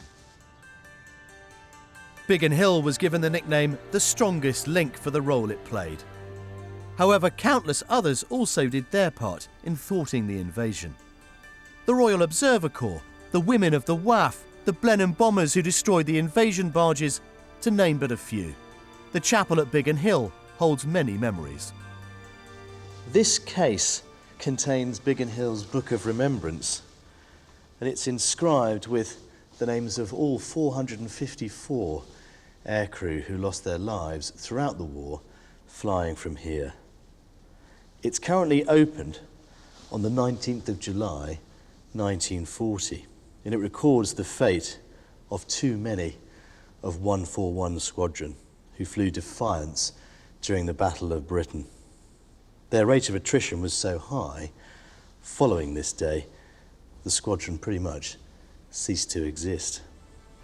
But every day, since the end of the war, a new page is turned, helping us to remember all of those who flew from here.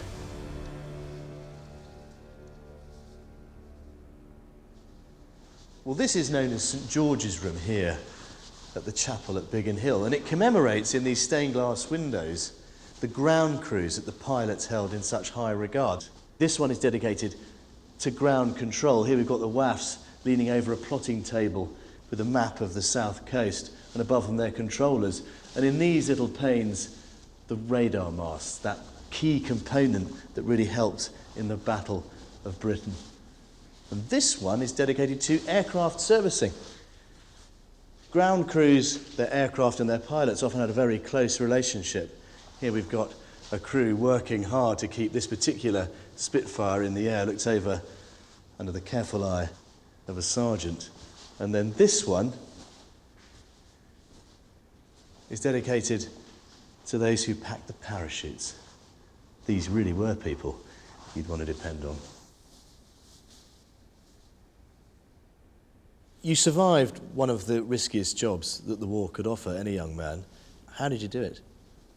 I thank God, I suppose. I can't really say much more than that.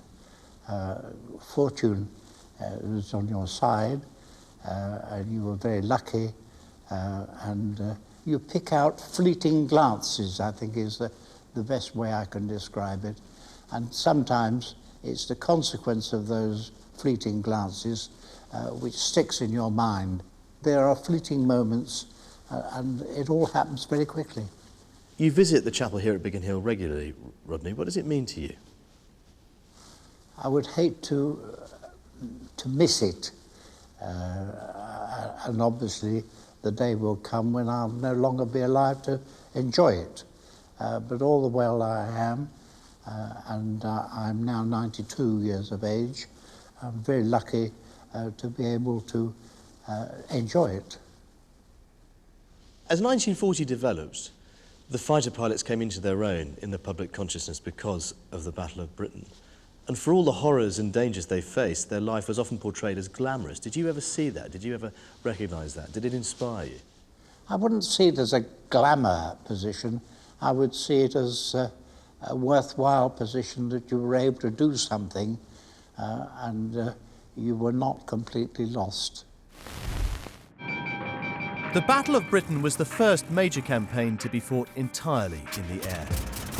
The conflict raged over southern England for 3 months, involving over 2,900 RAF aircrew. It was the first Allied turning point of the Second World War and a defining moment in world history.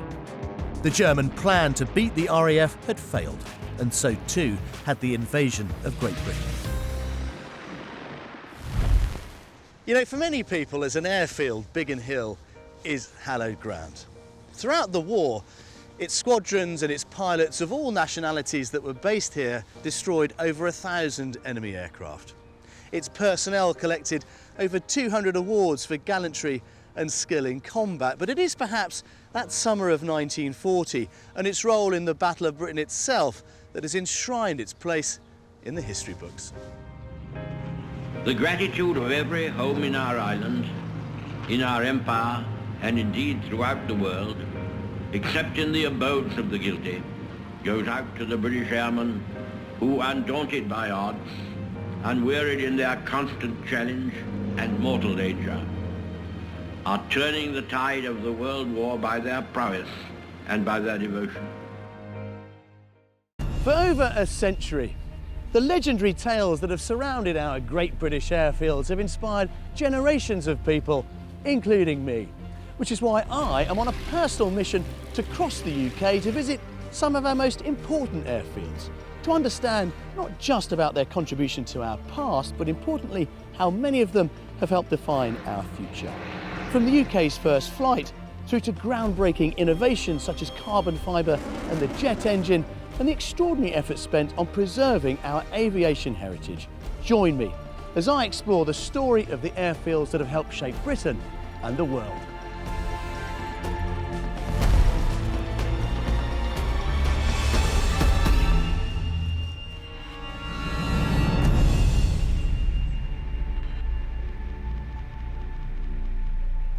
Duxford Aerodrome is one of the best preserved airfields in Britain. With its historic buildings and hangars full to the brim with beautifully preserved aircraft, this is a place where history isn't just alive and kicking, it's flying. Abandoned in the early 1960s, Duxford was brought back to life in 1977 when the Imperial War Museum, known as the IWM, took control. It's now home to an impressive collection of aircraft, vehicles, weapons and artefacts from different countries spanning over 100 years of history. Duxford is, of course, of huge historical significance in its own right. Throughout the Second World War, it was a key airbase and was home not just to some of Britain's most famous fighter races, but also to the US 8th Air Force. If, like me, you have a passion for planes, this is the place to come. Peter, very nice to see you. Yes, good morning. Welcome to IWM Duxford. Peter, no trip to Duxford is ever wasted. I guess for many people, they associate it with World War II, but its history is much older than that. Oh, yes. Happily, one of our claims to fame is that we're actually a superb preserved example of a First World War RAF station. The site is dominated by these enormous hangars. When do these date from? Yes, indeed. Construction of the three big surviving historic hangars actually began in October 1917. And one example you can see straight away adjacent to the hangar behind us is the First World War flight hut, which was extended during the 1920s to incorporate the watch office. And what aircraft were those early squadrons that were based here equipped with? The three squadrons that were mobilised from here were equipped with Airco de Havilland DH6 and DH9 biplanes. But the main purpose of Duxford was as a training depot station. And we have 4 preserved examples of appropriate types on site here. And if you'd care to join me, I'd be delighted to show you a couple. I knew you'd have plenty.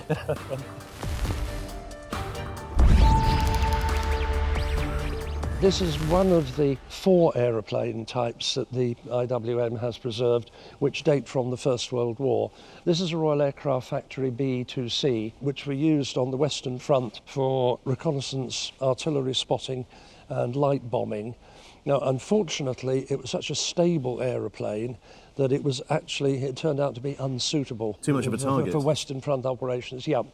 It couldn't manoeuvre in the face of enemy fighters, so it had to be withdrawn. It's an incredibly rare survivor, isn't it? Mm. But not to take away from the aircraft, Peter, the building we're in is absolutely beautiful, and of course it's dominated by these incredible lattice beams, I suppose. The lattice work construction is very impressive. It's very eye-catching. The design term is Belfast Truss. You can tell how durable it is simply because of the age of the buildings and the fact that the structure has survived some very stormy weather. The buildings here, these hangars, are, I suppose, the jewel in Duxford's crown in many respects. But of course, it wasn't just about hangars. A huge array of ancillary buildings stretch out all around us. Can we go and take a closer look at some of those? Yes, let's go and have a look at some of the stalls and workshops.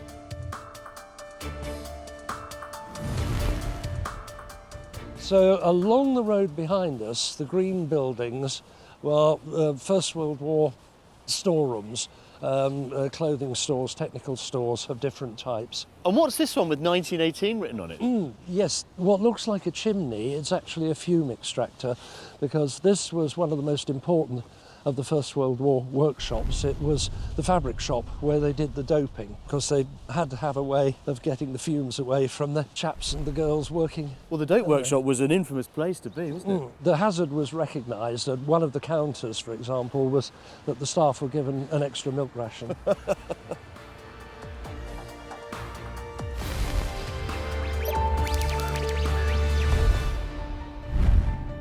Yes, so we're now approaching the front entrance to the officers' mess. It looks rather forlorn now with all the leaves, but it must have been a very sumptuous building. Yes, indeed. They deliberately tried to make the accommodations and facilities as comfortable as possible, and it's quite impressive. I can give you an illustration. This is actually a very poignant photograph. It shows one of the ante-rooms, so you can see the windows behind the windows us. are a real giveaway, aren't they? Yeah, and this is actually some of the station personnel, RAF and Army liaison officers, listening to the declaration of war, the announcement over the radio by the Prime Minister. I mean, the life of a fighter pilot was one of great contrast, wasn't it, Peter? From being up there engaging the enemy to then landing and enjoying the relative comforts of a mess like this. It was a very important morale factor. And I'm kind of rather moved by the fact that the greats kind of inhabited this building, the likes of Barda and others. Yes, indeed, and happily we can prove it. As if you take a look at this photograph, here's Sir Douglas as he later became, with 2 of his fellow pilots here in 1940 during the period of the Battle of Britain. I think when you can place yourself in a moment in time like this, with a photograph such as that one, outside a building that has the pedigree and provenance that this one does at Duxford, it's quite moving, isn't it? Oh, very much so. Sir Douglas Barda was perhaps one of the most legendary of Britain's World War II fighter aces. credited with 23 aerial victories. He joined the RAF in 1928, but famously lost his legs in a plane accident in 1931. Although able to fly with artificial legs, he was retired from the RAF against his will. Only with the onset of war in 1939 was he able to rejoin as a pilot. He convinced people at the Air Ministry that he should be allowed back into the RAF as a pilot. And he came back to fly successfully, not just as a fighter pilot, but as a very successful fighter pilot, and as a squadron leader, and then leading a whole group of different fighters from this station during the Battle of Britain. In 1940, during the early stages of the Battle of Britain, Fighter Command was outnumbered in aerial combat. So to conquer this, the Big Wing was formed. It consisted of 3 to 5 squadrons, made up of nearly 60 aircraft in diamond formations. It was thought the more fighters involved intercepting the enemy, the more aircraft they could destroy. Barder was a champion of this aggressive idea. On the 15th of September, when the Duxford Wing, or Big Wing as it became known, was involved in combat against the German formations twice on that day, what it did do was certainly persuade the Luftwaffe that the British Air Force wasn't defeated by any means. So if only from the morale point of view, Barder's Big Wing had a big impact on the Germans. So although Barder was the most famous character connected with Duxford, there are many other pilots here. At any one time there were between 60 to 80 pilots here. Anyone from Barder through to George Unwin to Brian Lane, who was the commanding officer of 19th Squadron. In a sense, the successful aces were the few of the few, but those are the guys that did most of the shooting down of the enemy aircraft, but they're supported by other fighter pilots who are up there maybe protecting their back in combat. Duxford was home to 15 squadrons with pilots drawn from all over the world. From Canadians to Czechoslovakians to the Polish who had escaped the German invasion. So we're standing inside the operations room at RAF Duxford. It's a reconstruction of the room inside the original building. So each airfield had its squadrons ready to go, and if there was an enemy raid coming in, the operations room at Duxford would be told to get a squadron up in the air. So the controller, who sat on the dais behind me here, he could see where the enemy formations were coming in on the big map table. The squadrons would be called to basically scramble, get in the air, get off as fast as they could to intercept the enemy formations. I interviewed one of the guys who actually worked in these little radio cabins here. He said, one day Barder's message just consisted of 6 F words. Some of his language was notorious, shouting back to Woodall like my eyes are standing out like dog's bollocks, but I still can't see them, Woody, where are they? That sort of thing, Obviously the blokes were under real stress. They were being shot up in the sky, so things were pretty tense. Unlike the Hollywood films we see today depicting aerial dogfights, in real life combat would only last a matter of minutes. A Spitfire or Hurricane could fire off all of their rounds in just 15 seconds. You wouldn't fly straight and level for more than 30 seconds because you're always afraid that someone's going to get on your tail. You're focusing on trying to hit your enemy. Could have been a big target, a small target, but if you got into combat with an enemy fighter, then you're pulling really sharp turns, sharp Gs. You might even black out as you're doing a fast turn. Maybe, this often happens when I'm told, when you're in combat, that you can end up in a completely empty sky. There's no one else there at all, and it's all dissipated, it's all gone, and then you're calling back to the operations room for a fix to fly back to your home base. Duxford's RAF pilots played a critical role during the war. Every day, on average, 60 Spitfires and Hurricanes were dispersed around the base.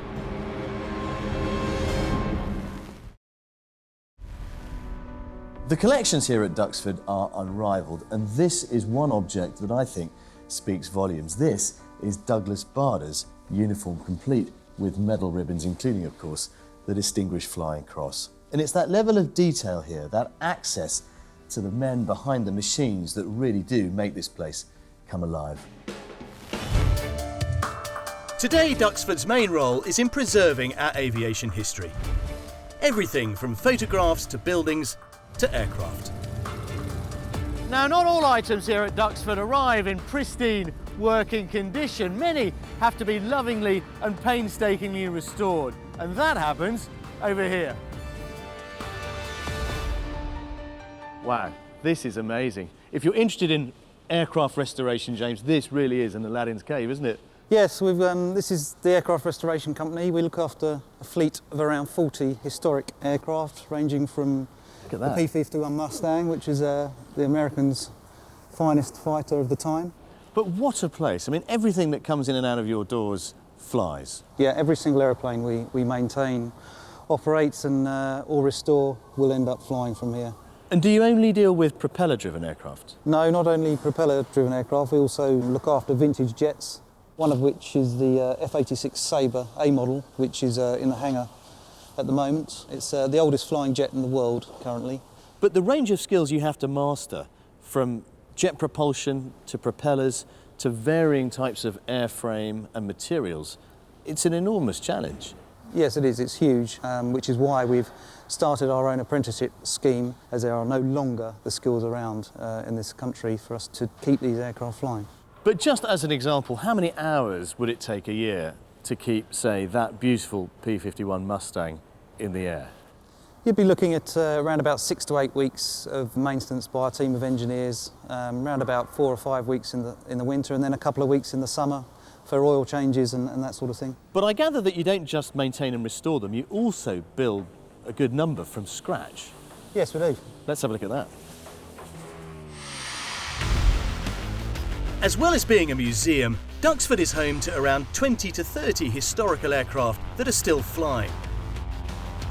From Supermarine Spitfires to the huge B-17 bomber, the Sally B. Mo, nice to see you. I gather if anybody knows how to build a Spitfire, it's you. Apparently so. Thank you very much, James. Cheers. Mo, this is astonishing. Is this a completely new wing? No, this wing is for a Mark 11 Spitfire, and we recovered approximately 25% of the original parts. So having that tiny percentage of an original is enough to give the finished aircraft the right sort of provenance? That's right, yeah. Yeah, 25% these days is a lot to have, yeah. But just looking at this table in front of me, these all look like brand new components. This is a new side cowling. Quite often the side cowlings don't exist with a project. They're things that get taken off and lost. So most of the time they're made as a completely new item. Can you give me an example of one of those skills that you've had to sort of relearn, as it were? Yeah, one of the main ones is wheeling, and I can show you a good example of that over here. Now this leading edge skin here is, because it's a double curved shape, you can't just roll it in one direction. You need to wheel it to shrink and stretch the material. You say wheel it, actually put a wheel over it? It's nipped between two wheels, and that stretches the materials in different directions. Because that is a really iconic bit of the Spitfire. That's right. This wonderful elliptical shape. I mean, there isn't really a straight line on it. No, and that poses the problem for shaping the material. The satisfaction you and your guys must get from seeing an aircraft 18 months later roll out of the hangar onto the runway and get airborne. Yeah, it's great. You've seen the project from birth to end, and then you know it's going to go flying around the country for people to enjoy. During the 1930s and 40s, over 20,000 Spitfires were built. Today, through restoration and preservation, there are around 28 still flying in the UK and over 50 worldwide. Well, Duxford was the first fighter airfield to take delivery of this, the now legendary Spitfire. And it's also a first for me, because I've got my chance, at long last, to get airborne in one with lovely Cliff. Good to see you, mate. And you. I cannot tell you how excited I am to finally get my chance to experience what this beautiful aircraft is all about in its natural environment up there. Well, you've picked a right day. Haven't we just? Yeah. Blue skies. Blue sky, everything's going for us. No wind, and this. Yeah. Now tell us a little more about this particular aircraft, Cliff. It's quite a famous Spitfire. All Spitfires are famous, but this one was built in 1944 and actually flew at D-Day. And it's got 4 victories to its credit. So you're flying in quite an important aeroplane. In those days, of course, it was a single-seater, and it's converted after the war into a 2-seater. Which is good for you, because I'm not sure you could go solo on your first trip. It's my chance to finally do it, but how astonishing that this aircraft saw D-Day. It saw that great armada assembling off the Normandy beaches. Absolutely, absolutely did. And indeed, it's painted in the colours that it was at that time in 1944. So if I were to take to the skies in a Spitfire, this arguably is the one to do it. Absolutely. Well, Cliff, I've got you to fly me. We've got this incredible aircraft. We've got the most stunning blue sky above us. Should we get on and get up? Let's go and do it. I am too excited. Right, there you go. And lower myself down. Yep. All right. Okay. Okay, elbow through there. And we'll do the same with the other side. Just pull those apart and slide it over the head. Good stuff. Good stuff. Well done, well done. See you at the other end? Yeah, right. Well, I am strapped in. My parachute is on under my backside. And we are about to get airborne. This really is a dream come true, a flight in a genuine World War II Spitfire. Let's go.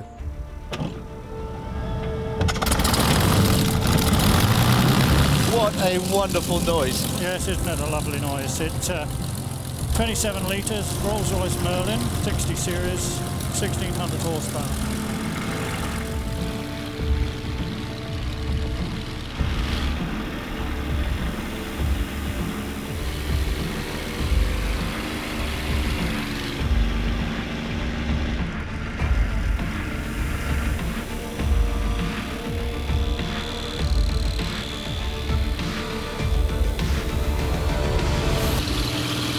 Unbelievable. Oh, God. I'm actually on the That's like most kids, I was hugely inspired by the Battle of Britain. And to see it from the air, from a Spitfire, look at that. And of course, these aircraft would have been scrambled in seconds and then directed to the enemy by the incredible work of the ground controllers relying so heavily on radar. But imagine it, Cliff, taking off on a day like this when you can see almost nothing else in the sky but knowing the enemy, the bandits, are out there somewhere. Absolutely.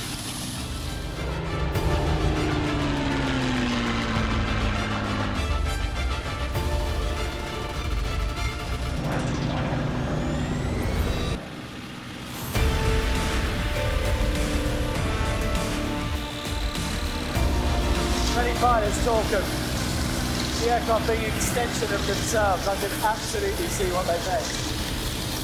I feel like I have sprouted wings as Cliff brings us in over the airfield at over 200 knots. There we go. And up into a climb. And back to the left, and then the airfield above me. Oh, beautiful, beautiful.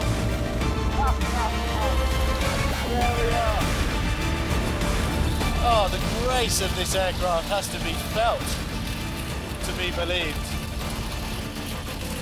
There we go. And we're done. Yes, yes, yes.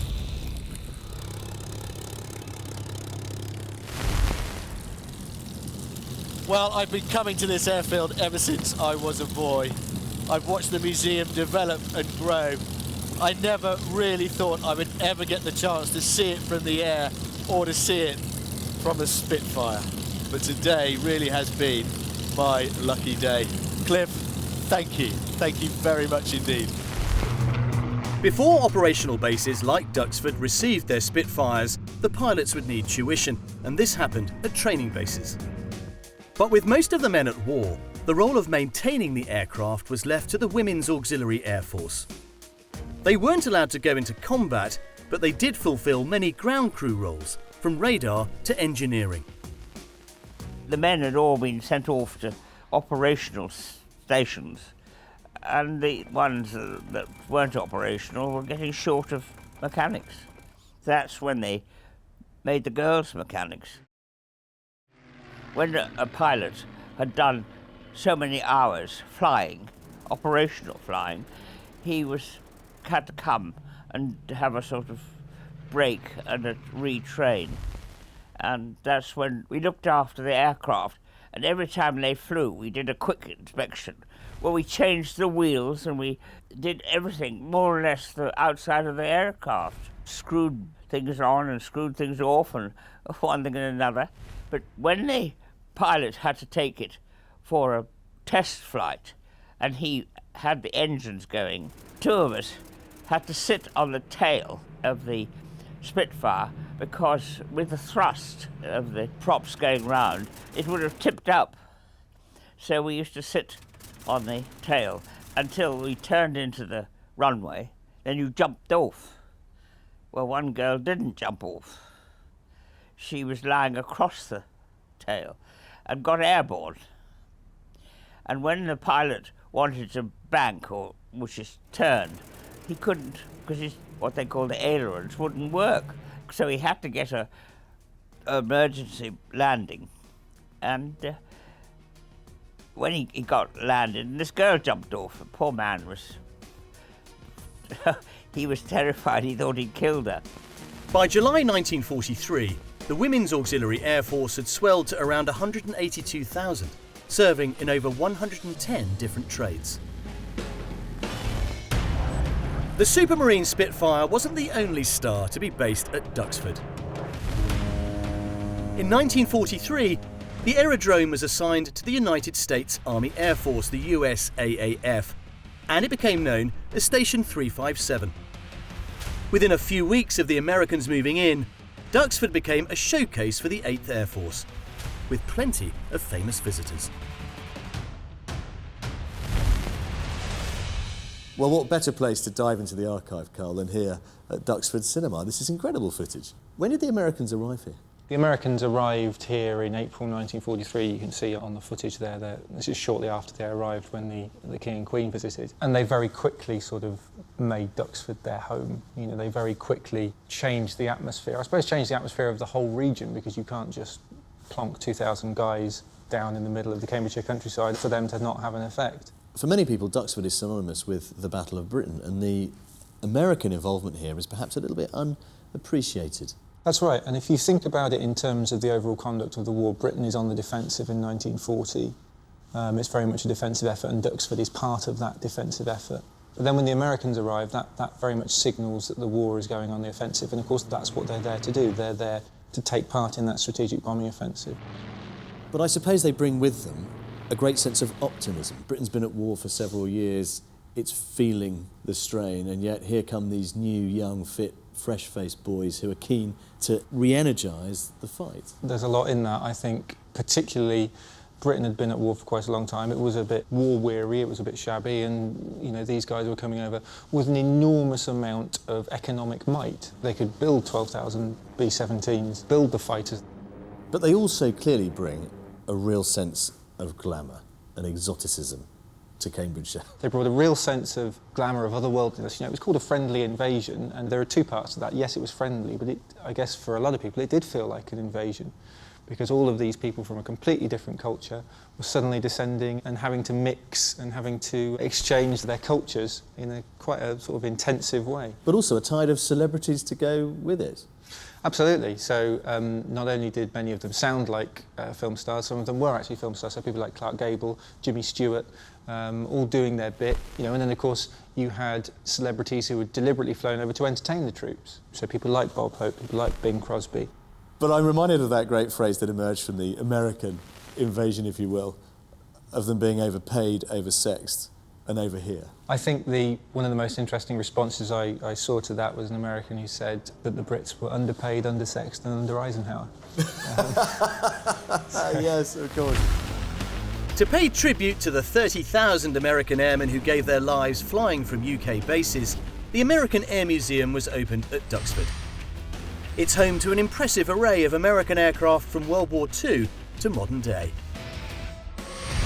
This beautiful purpose-built American hangar here at Duxford is packed with examples of the aircraft the Americans produced. That's a B-17. Above me, the tail fin of a Marauder. Up there, a C-47 Dakota. The whole thing is dominated by this enormous B-52, but it also contains examples of two of the aircraft that the USAF brought here in April 1943. The P-47 Thunderbolt, and over there, the P-51 Mustang. And of course, with the planes came the pilots. One of these pilots was Huey Lamb of the 82nd Fighter Squadron. He amassed over 200 hours of combat flying, destroying 5 enemy aircraft in 61 missions. Originally from Texas, he found the British climate difficult to get used to. We'd been on the Queen Mary for a week or two, and I hadn't had a freshwater shower. So I took a shower, and it was ice cold. And then after that, I never got warm while I was over here. It was chilly. When Lamb's 78th Fighter Group initially moved to Duxford, they brought with them the largest and heaviest fighter in history to be powered by a single engine, the P-47 Thunderbolt. When fully loaded with its 8 machine guns and bombs, the P-47 weighed a staggering 8 tons.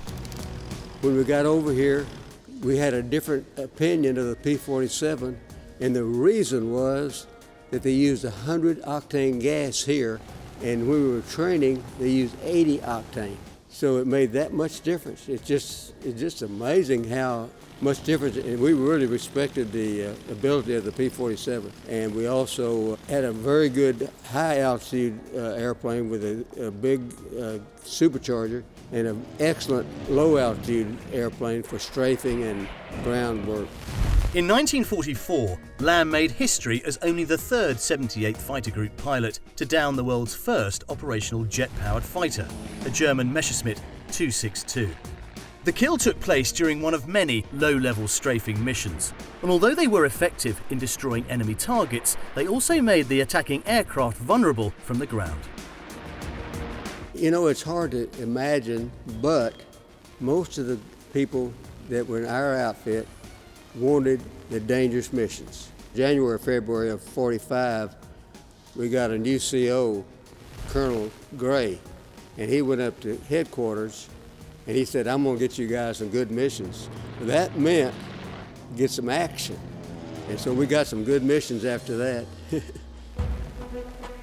In December 1944, the 82nd Fighter Squadron were fitted out with new fighters, the P-51 Mustang. Lamb flew 2 Mustangs, both named Etta Jane after his little sister. The first one, however, didn't survive the war. On his very first mission out, the aircraft suffered an engine fire, forcing him to ditch it into the freezing North Sea. I thought I was going to make it to the shore at Orford Ness. About 3 miles off of there, you'll find Etta Jane the First. It's about 100 feet down in the ocean there. My right wing stalled and caught a wave, and it cartwheeled, and that saved me. Because if I'd have landed straight, there's a scoop underneath the P-51 that would have brought it straight down. And I was also fortunate that I had people that saw it go in, and then my wingman, his radio was out, and I was bringing him back when this happened, and he flew and saw a walrus taxiing out, and he landed, set the brakes, and told them that he had a man down and he'd lead them to me. It was, it didn't fly very fast, and he would circle and then head out, and then circle and head out. And then they landed and picked me up. I didn't know it, but they had 6 attempts to start their engine. And they finally got it started. So I've been lucky all along. Everybody needs luck. Today, Huey Lamb has returned to Duxford and the American Air Museum. He's here for the unveiling of a brand new museum exhibit. The reason I'm here for this visit is they have restored a P-51 and put the markings identical to Etta Jane II, the plane I flew in combat here. Everything just as it was. And that's the reason I'm back here to see it. Well, naturally, it makes me want to fly. Fly it, period. By 1944, the United States Army Air Force had deployed some 450,000 Americans to Britain. And with only 7% of those being pilots, the majority were ground crew.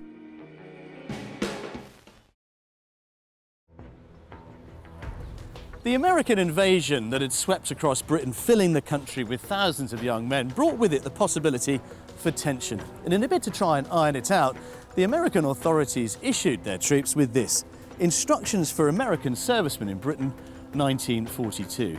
Now, the book is pretty simple, but its message was vitally important, and it begins with this: You're going to Great Britain as part of an Allied offensive to meet Hitler and beat him on his own ground. But for the time being, you will be Britain's guest. And it reminds the American that Britain may look a little shop-worn and grimy to you. The British people are anxious to have you know that you're not seeing their country at its best. There's been a war on since 1939. But it's also quite amusing. I love this one. The British don't know how to make a good cup of coffee. You don't know how to make a good cup of tea. It's an even swap. And so it goes on. It is always impolite to criticise your hosts. It is militarily stupid to criticise your allies. And that was what it was all about. If the Allied cause could not be united at every level, it would never stand any chance of success. During the period of World War II, about 2 million Americans would pass through Britain. Many would be stationed in East Anglia, where they became a common sight, flooding the nearby towns during their time off. During the war, Cambridge was very much a social hub for the American GIs and airmen stationed around air bases in East Anglia. Behind me here we have the Bull Hotel, as it was, which was converted by the American Red Cross. The Red Cross clubs were really providing a home away from home for the Americans. They could read magazines and newspapers that had been shipped in from the United States. They listened to American music on the jukebox, and there was plenty of Coca-Cola, coffee and donuts on hand to really make them feel at home. But the one thing the Red Cross clubs didn't have is alcohol. They weren't licensed, so the GIs would have to go to the local pubs if they wanted to get a drink. And in Cambridge, that meant a trip to the Eagle. Already popular with RAF aircrews, the American servicemen continued the tradition of inscribing the numbers of their flight squadrons on the ceiling of the Eagle.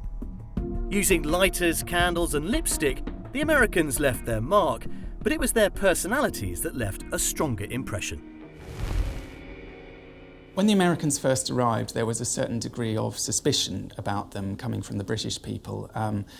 Often they felt that they didn't look like an army in the way that they expected them to. They didn't march quite as rigidly as the British men. Partly this was because the Brits only saw the Americans when they were off duty, you know, when they were out having a good time. And often there was this kind of idea that, are these really the people who are going to save us? They don't seem up to the job. The British women, for the most part, came to really appreciate the Americans. They had a real allure. Partly this was because for British girls, mostly they'd never seen an American in their life apart from at the cinema. So when the GIs came over, they had this aura of Hollywood glamour attached to them. The first time I ever saw the Americans were the time when my friends and I came out of the dance and we heard the wolf whistle and wondered, who are these people in these uniforms? We had never seen them before. They were very handsome and nice manners, and they smelled nice too. They had lovely cologne on, which our poor guys, I feel sorry for them because I had a brother in the army. They weren't able to get all this stuff. The Americans were advised not to brag too much to the local people, or not to swank, as they called it at the time. But in fact, a lot of them did. One woman actually married an American guy who had told her that he was in oil, but when she got over to the United States, it turned out that he was a gas pump attendant. The American salaries were more than 5 times that paid to British troops, making their generosity particularly attractive to women. Around 70,000 British women became GI brides, and around 9,000 babies were born out of wedlock as a result of British-American liaisons. The first American that I knew, and I was so fond of him. And can I read this for you? If I can get through it. It always makes me a little bit teary, but never mind. He was 22 and I was 17. I thought he was lovely and he seemed very keen. But he was a bomber pilot, didn't stand a chance when singled out by fighters shot down over France. That evening, as usual, I waited. His friend came instead. I sobbed as he told me my lovely friend was dead. Since then I've loved a dozen times, but first love so sincere. Remember him? Of course I do, especially this time of the year. So that was the first time that anything like that really hit me. But it happened. You'd have a date and your date wouldn't turn up and somebody else would say, oh, him, oh, he didn't come back from such and such. And you'd think, I can't be doing with this. I just can't. Betty met a number of Americans, and at a dance, one particular GI took a liking to her. He would call me and we'd meet in London and dance again, as you do, at the Palais or wherever it was, and have a lovely time. And then one day, after the war had been over, he phoned me up and he said, would you marry me? It was a bit of a shock. I hadn't thought about getting married, I must admit. It wasn't something in my diary for the next day or week or month. Besides, I was still hankering after my soldier that had gone overseas. Anyway, not to worry. When the GIs left, they left a real void for many of the British people who'd grown used to them being around. They'd grown used to these cheery personalities, to their charm and their wit and their good manners, and they really missed them. Just a month after the end of the war, in October 1945, the Americans left Duxford and the base was returned to the RAF. But by 1961, Duxford was deemed too far south and too far inland to be of any strategic value, and it was abandoned. In 1977, the Imperial War Museum gave the site a new lease of life. The museum needed a bigger site outside of London to exhibit their larger displays and house their conservation workshops. These workshops are one of my favourite parts of the museum here at Duxford because their contents change year upon year, month upon month. You never quite know what you're going to find. Take this, for example. This field gun is the field gun that fired the first British round during the First World War. They've just cleaned it up. This is the front end of a Handley Page Halifax. And next to it, a post-war Spanish-built Heinkel. This one starred in the movie The Battle of Britain. But take a look over here. This is extraordinary. This is the fuselage of the Messerschmitt that Rudolf Hess was flying when he landed in Scotland and was captured.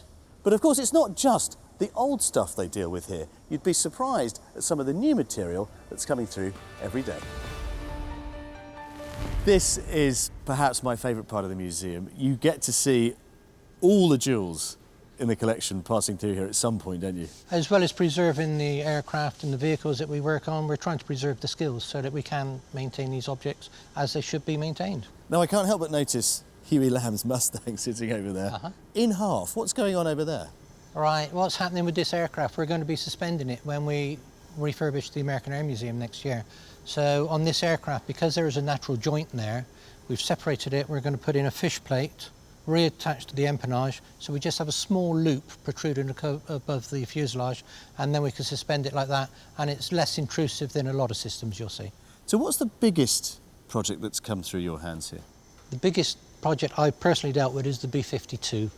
We had to paint strip that aircraft completely, repair skin panels that had been corroded, left outside, and then repaint it. That must be the biggest aircraft here, surely? It is the biggest aircraft we have in our collection. It's 185-foot wingspan. I believe it's about 165 foot long, about 50 foot high. So yes, it was a big, big project. You have had the chance in your time here to have in your care some of the real gems in the museum's collection. What's your favourite item? My favourite item, I suppose, really, if I had to push it, would be the engine we have over there from the Baron von Richthofen's triplane. As a child and a young boy at school, I was fascinated by fight races in the First World War. So to actually touch that, handle it, and make decisions on its future is really quite something. Let me just get this absolutely straight. You're telling me that over there is the Red Baron's engine from his Fokker triplane? Yeah, from his Fokker DR1 that he was shot down in, yes. You see, that's why I love this place, Chris. You never know what you're going to find. This is a place, to me, where history is so alive and so tangible, you can reach out and touch it, and you get to do that on a daily basis. Yes, it's different, and there's so much variety. Any given day, I might be dealing with a First World War fighter, I might be dealing with an SR-71, I might be dealing with Baron von Richthofen's engine. It could be anything. I don't know very often what's going to come across my desk on any given day. How exciting is that? Well, thank you very much indeed. I can see that there's plenty of work going on here, plenty more still to do before this aircraft is hung from the ceiling. But next time I build an Airfix model, I'll think of you. By preserving the vintage aircraft and the stories of the aerodrome, Duxford's vital role during World War II will never be forgotten. As a kid, Duxford was the first airfield I ever visited, and nearly 40 years later, I'm still exploring it. The collections here are second to none. This is a place where the story, not just of British aviation, but of world aviation, is so accessible and so tangible, you can virtually taste it. The Duxford story itself has inspired countless generations, both past and present, and I have absolutely no doubt that it'll continue to do so long into the future. For over a century, the legendary tales that have surrounded our great British airfields have inspired generations of people, including me, which is why I am on a personal mission to cross the UK to visit some of our most important airfields, to understand not just about their contribution to our past, but importantly, how many of them have helped define our future. From the UK's first flight, through to groundbreaking innovations such as carbon fibre and the jet engine, and the extraordinary effort spent on preserving our aviation heritage. Join me as I explore the story of the airfields that have helped shape Britain and the world.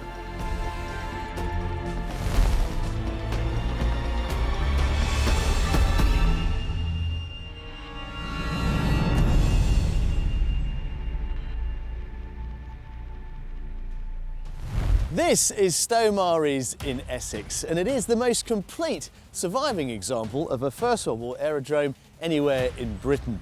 Many of its original structures survive, a good number of which are being lovingly restored to give us a fascinating insight into the UK's first pilots during those heady days of early military aviation. Stowe Maries' life as an active aerodrome was incredibly brief. It lasted only 3 years between 1916 and 1919. But the pilots based here really were the pioneers of aerial combat. And when you think about it, they were tasked with taking a technology barely 10 years old to war. At the outbreak of the First World War in 1914, Britain really had only about 90 military aircraft, and they were used for reconnaissance. The airfields they used were pretty simple affairs, just like this one. Grass strips with a scattering of buildings and tents upon them. As far as the British government were concerned, the idea of using aircraft as weapons hadn't really occurred to them. Hello, Trevor. How do you do? Good to see you, mate. Yeah, you too, you too. Trevor, when we look back over a century to the beginning of the First World War, it's hard to imagine a time when aircraft didn't have a combat role, but in 1914, that wasn't the case. You've got to look back and sort of remember that it is 100 years ago. They were working with the technology that they had at the time. Most of the aircraft which were available, not just to the military, were very, very rudimentary. Powered flight had only been achieved around 10 years beforehand when the Wright brothers first took to the air. And many of the aircraft were literally kites with engines. And they weren't really built for that sort of role. Here at Stowe Maries, we've got a fantastic example of a First World War aerodrome. But the infrastructure that the RFC had to rely upon was pretty basic, wasn't it? It was. Obviously deploying aircraft to a combat area is one thing, but you know, England itself, the UK mainland, was not really, I don't think, perceived as being under threat from the air. And really the airfields in England were perhaps geared towards training. They were geared towards the logistics of moving aircraft around, delivering them to squadrons, sort of aircraft parks such as Farnborough. So no, we are very much in the days before people thinking about home defence and building airfields in the UK to destroy or prevent incoming bomber raids. However, German forces realised early the destructive potential of aerial warfare, employing not only aeroplanes but also airships, most famously Zeppelins. The Germans began bombing British cities in January 1915 with these titans of the sky. During the First World War, there was a significant amount of damage caused in air raids. However, very little of that is visible to this day. Much heavy bombing in World War II meant that much of London has been rebuilt in the intervening years. However, here in Lincoln's Inn there is still some tangible evidence of one of those first early air raids caused by a Zeppelin. On the night of the 13th of October 1915, a Zeppelin commanded by Captain Lieutenant Johann Breithaupt appeared over London and dropped his first bomb over Charing Cross Station. A few minutes later, a bomb landed here in Lincoln's Inn and landed right on the point on the ground there, marked by that marker. The blast, while it didn't kill anyone, sent out fragments of shrapnel all over the walls here, and you can still see where that shrapnel has gouged out holes. The blast from the bomb also smashed a 17th century stained glass window up above there. Although no one was killed here, a total of 47 people were killed in London that night. While the Germans hoped to create panic in the streets of Britain with their bombing campaign, in many cases it was actually the complete opposite.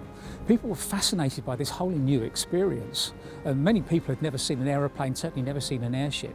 Then actually spotting Zeppelins became a bit of a spectator sport. There was something fascinating by looking up into the sky and seeing a silver Zeppelin illuminated by these sweeping searchlights, with shells bursting all around like twinkling stars. A Zeppelin attack had a certain unreal beauty all of its own. Although the Germans tried to create the impression that they were doing accurate bombing, really bomb aiming techniques at this time were quite unsophisticated, and really once you got over central London, the idea was to just release your bombs in a regular pattern and hope you hit something significant. Zeppelins were giant hydrogen-filled airships, with the biggest during World War I reaching 650 feet in length. They weighed 34 tons and could carry 1.5 to 3 tons of bombs. The Zeppelins were the largest combat aircraft ever to have flown. The German bombing raids were not as effective as they'd hoped, but they still caused significant damage and casualties, with some 500 people killed in raids across Britain. The Dolphin Pub, Red Lion Street, Bloomsbury in central London. Here, on the 8th of September 1915, another air raid called Devastating Damage. A bomb landed at the front entrance to this pub, blasted out a whole glass frontage and killed a local man who was standing by the door at the time. But a clock that was on the wall in the pub that day was shattered by the blast, and its hands stopped at the time of detonation at 10:49 in the evening. That clock is still on the wall now. The hands have dropped a little, time has had an effect, and they now show 10:40, but it is the original clock that stopped working in that air raid of the 8th of September 1915. These Zeppelin raids on Britain caused an unexpected impact, in so much that rather than panic setting in, people were incensed by these raids. The German Zeppelins became known as the baby killers. And what it saw after every single raid, there was a dramatic increase in the number of people wanting to join up the army. So rather than working against Britain, it actually had an effect of creating more recruits for the army, something that the German commanders had never anticipated. Another interesting reaction to these Zeppelin raids was the amount of picture postcards that were produced, and people seemed to have an insatiable desire for them. These postcards showed dramatic images of Zeppelins being shot down, exploding in the air, and even in fact, much to a general surprise, there was a very popular range of comic postcards with people joking about these Zeppelin raids. Although the Zeppelin attacks were not going to win the war for the Germans, the British couldn't stand by while the enemy dropped bombs with impunity. I think the government response basically was that they had to do something. There would have been mounting public pressure to actually respond and do something positive to stop or at least disrupt these raids. Specifically with regards to the Zeppelin raids, it was to build airfields and a home defence network, including such places as Stomaris, where we are now. So this arose because of the Zeppelin threat? Absolutely, yes, directly. Part of sort of home defence wing of the Royal Flying Corps, which was put in place to disrupt or destroy these incoming raids. Stomaris is on the River Blackwater. The River Blackwater is a big river. It's a navigational aid to aircraft in the air, so you can follow the Blackwater right to your target, which might be London. Same with the River Thames. So you have squadrons based where they think they're going to be most useful. These days, of course, airships are pretty unfamiliar to most of us, but it's interesting to think that this entire establishment was born out of a fear of them. It was not only a fear, it was a very, very real threat. but Stowe Maris continued to be relevant because as that threat of the Zeppelin subsided, it was superseded by multi-engined aircraft such as the Gotha, big German bombers, coming over the country to continue the work that had been started by the Zeppelins. So Stowe Maris was here to deal with that. In 1916, the Home Defence Wings were formed and began patrolling the skies around London, but they were just part of a much more extensive defence system that was rapidly being put into place. While David Henderson, head of the Royal Flying Corps, oversaw the construction of airfields around London, Admiral Sir Percy Scott started the implementation of gun rings around the capital. Until late 1915, London's air defence had consisted of 3 outdated guns placed on Whitehall buildings. They did give some protection to the seat of government, but by the middle of World War I, this began to change. By 1917, Britain at last had a decent air defence system consisting of anti-aircraft guns, searchlights, aircraft and a centralised command system. But crucially, the Royal Flying Corps were also about to get their hands on a vital ingredient in the fight against the Zeppelin: incendiary bullets.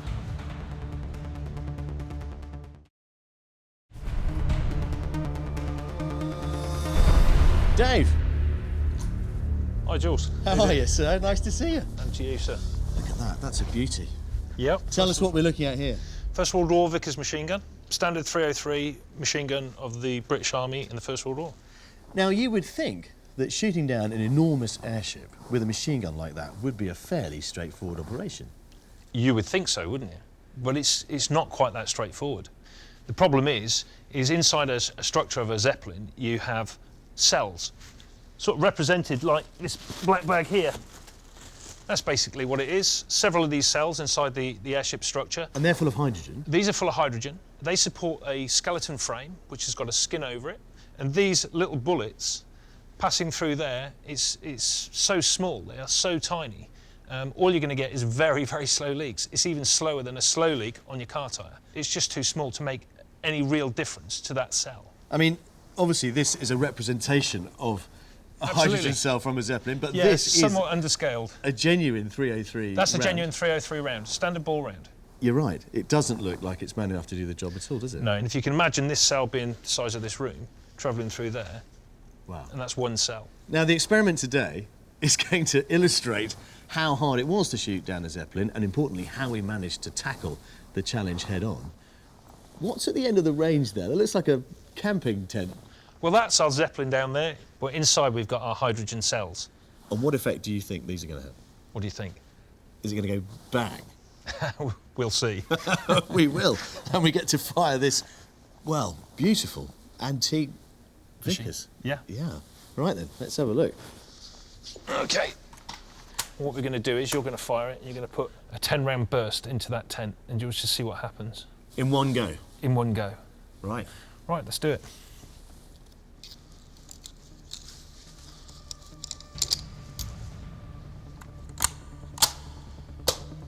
Gun is live, air defender's on. OK.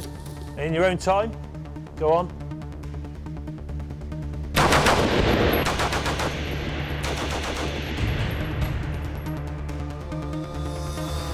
Wow. OK, clear the gun. That was amazing, actually. It's a weapon of real presence, isn't it? It really is. It thuds away there. You can see how effective they were in the trenches, but also in the air. But has it done the business at the far end? Because the tent's still there. There was no big bang. Let's have a look.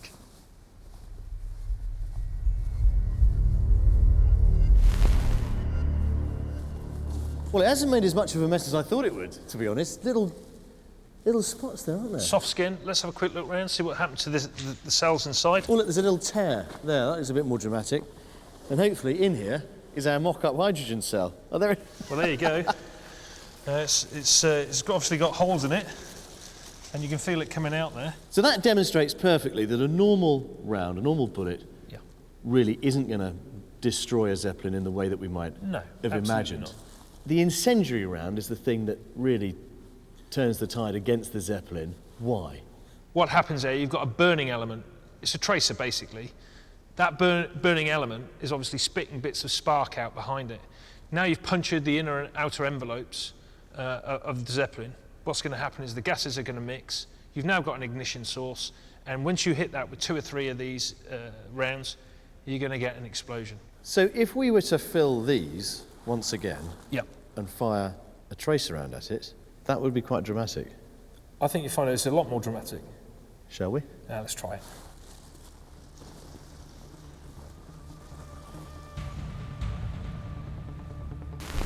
Okay. Okay. Gun is live. Okay. Eyes and ears on. Safety catch off. Wow. Okay. A little bit high. A little bit. Too low. A little bit low, yeah. There you go. That's right through the middle. Okay. Okay, here we go then.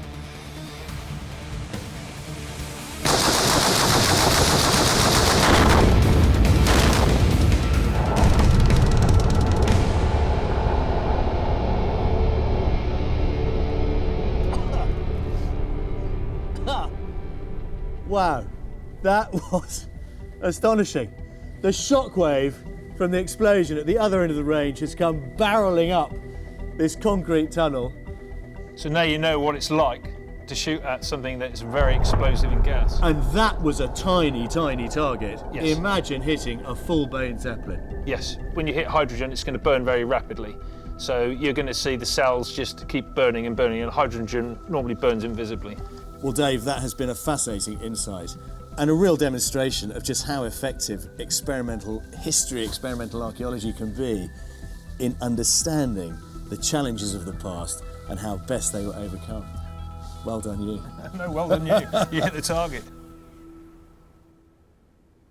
The continuing success of Britain's defences forced the Germans to reconsider their bombing strategy. By mid-1917, the Germans had lost almost half of their airships and began to predominantly use Gotha bombers instead.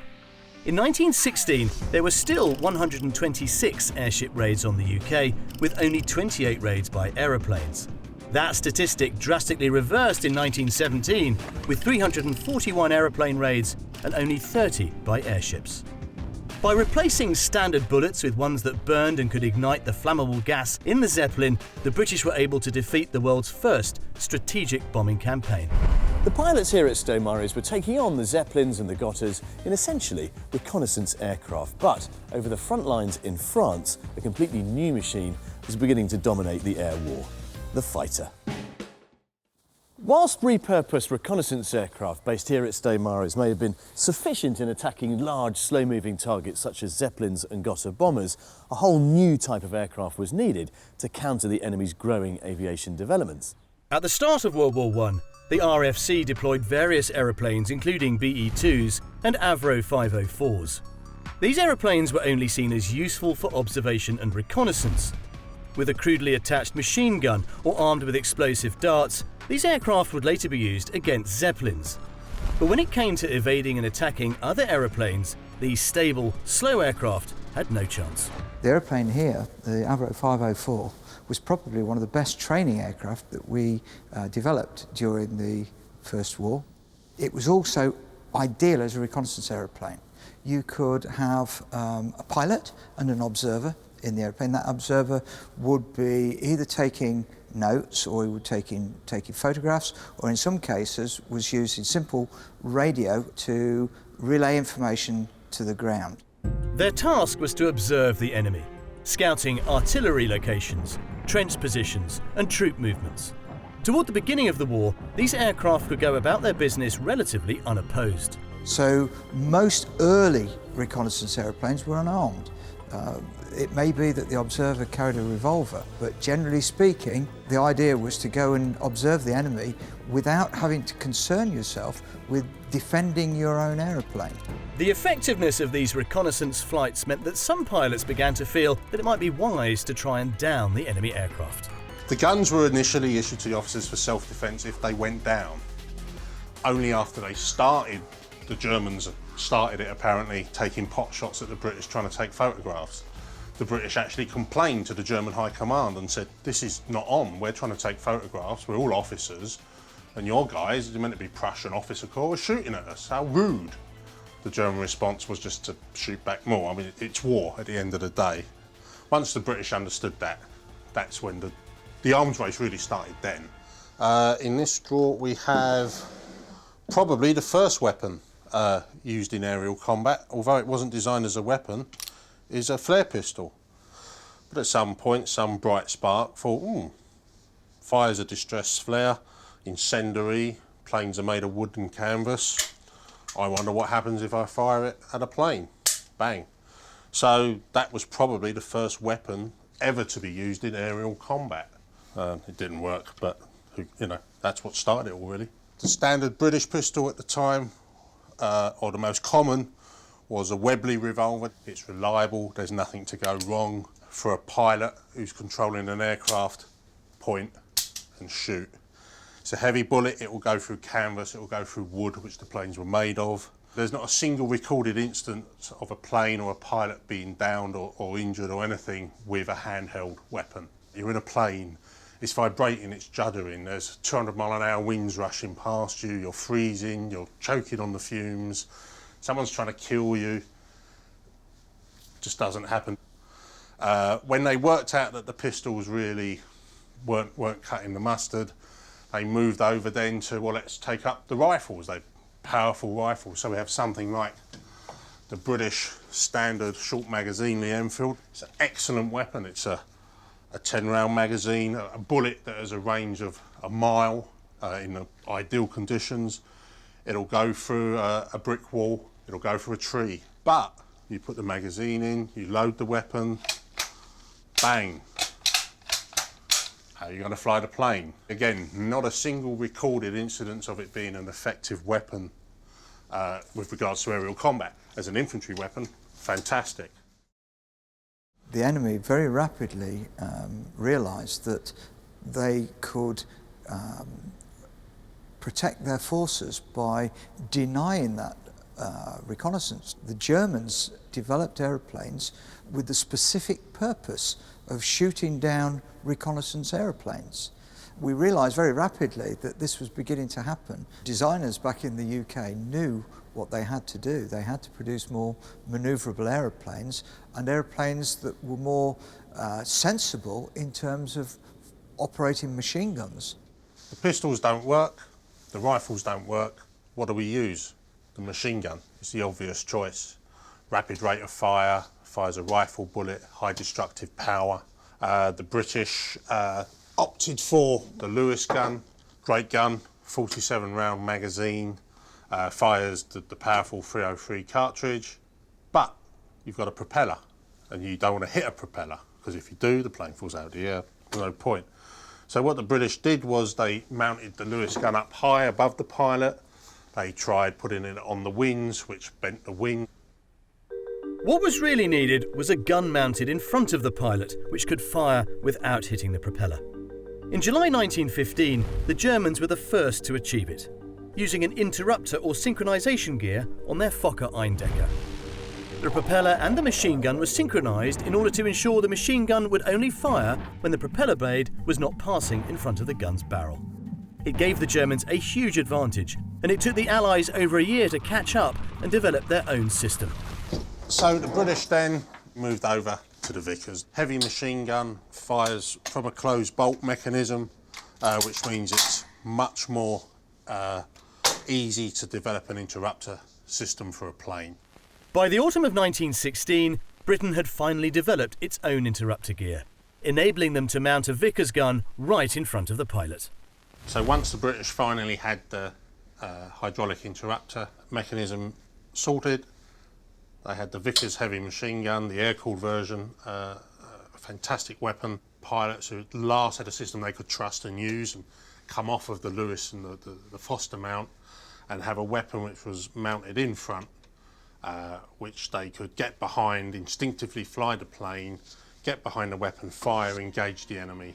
This breakthrough, along with all the experience gained from the early part of the war, enabled British engineers to begin producing purebred fighters, culminating with the SE-5A. It was really the epitome of fighting aeroplanes. It was well armed, it was easy to fly and very fast. The aeroplane has a much shorter wing than the training aeroplanes. Aerodynamically, it's cleaner. Now you've got something that's going to go fast. The guns pointed in the same direction as the aeroplane. So you could literally use the flying machine as a flying gun. So by the end of the war, aircraft had developed for specific roles. We had bombers and we had fighters and we had trainers. In 4 years of the First World War, we've gone from big, simple aeroplanes through to small, powerful fighters with good controls that really were the way forward. Now, the invention of the interrupter gear gave rise to the iconic dogfight, which tested both pilots and machines to their very limits. It also, of course, meant that pilots had to figure out some pretty tricky manoeuvres to both escape and attack the enemy. Manoeuvres I'm getting a real taste for in this gorgeous tiger moth. She's an absolute beauty. Oh, she is. Now, clearly Move her. a little bit younger than the First World War, but to all intents and purposes, it's the same technology. It's the same sort of thing. It's the same design, open cockpit biplane, and just as manoeuvrable as they were in the First World War. Now, the advent of the dogfight and its relation to the invention of the interrupter gear is, I suppose, perhaps the most iconic element of the air war during the First and the Second World War. It is really, yes. Yeah, that's right. Everything they learned in the dogfights of the First World War, they transcribed, the Germans especially, into the Second War. But the manoeuvres that would have been required would have put even more pressure on those early airframes. Oh yes, they would have done, but the airframes were fairly strong, especially for turning and looping manoeuvres like that. They could cope very well. What they couldn't cope with was high-speed dives. In fact, it wasn't until the advent of the Spad, which was a French aircraft, and then the British SE-5 and the Camel came along, that it was strong enough to take that sort of pressure. But I dare say many pilots were lost figuring that out. Let's face it, if you've got someone on your tail and you can't out-turn him, you're going to try and dive to get away from him, and just hope your airplane holds together. Now, the dogfight demands some extraordinary manoeuvres from pilots. Give us an idea of, say, the top three that were necessary that we could experience today. The key manoeuvre, the one that everyone knows, of course, is the Immelman turn, where you've got a target aircraft here, and you come down and attack from behind. And for a long time, people thought the Immelman turn was a loop with a roll off the top going back this way, and then he dived down there.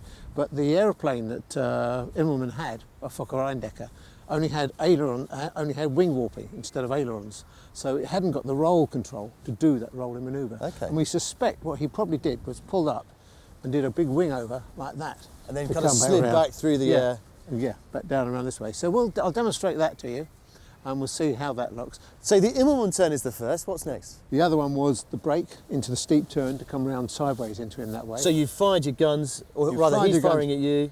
Yeah, or you fired at him once, you've gone past him and round like that, and then he'll try and turn to get on your tail, and you've turned inside him to try and get inside him. So you've got the two aircraft going around, round and round in a circle like this. And the aircraft that can turn the tightest is the one that's going to get on the tail of the other one and shoot him down. And the third one? The third one was literally the brake, where you're flying along, you're bounced by someone else, and you break away from him. You break inside him. Wow. Part of the technique. Fascinating. And you've got all of this sky to play with today. Yes, indeed. So three big manoeuvres we're going to have a go at. It's going to be pretty chilly up there. It's very cold down here on the ground. Yes. Let's go and get wrapped up. Yeah. Yes, OK. Right, and then we'll go and do it. OK. I'm about to take to the air in a biplane that's over 80 years old to experience not one, but three dogfighting manoeuvres from the First World War. All set. Contact. Look at that. First pull. What a good old pull. And away we go.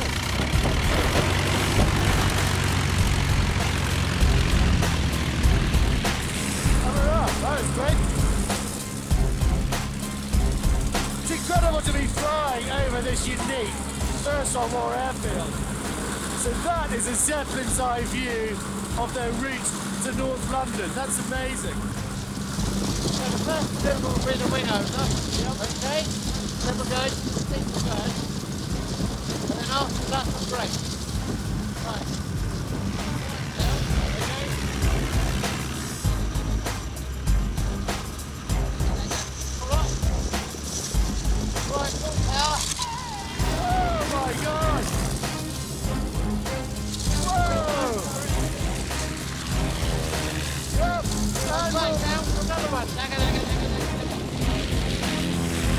utmost admiration for those early pilots.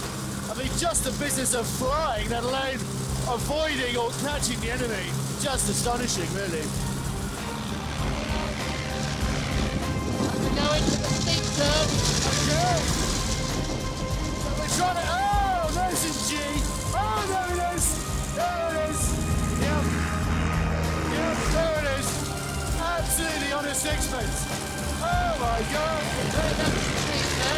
That was a steep turn. The next one is straight. Okay. That is a bit more of a violent manoeuvre. Okay, we're flying along. Okay, flying over the aircraft coming at us from the right. Okay, braking right now. Whoa! Oh my God! There's a G. Yep. I cannot begin to imagine what it was like having to execute those manoeuvres whilst the enemy was on your tail.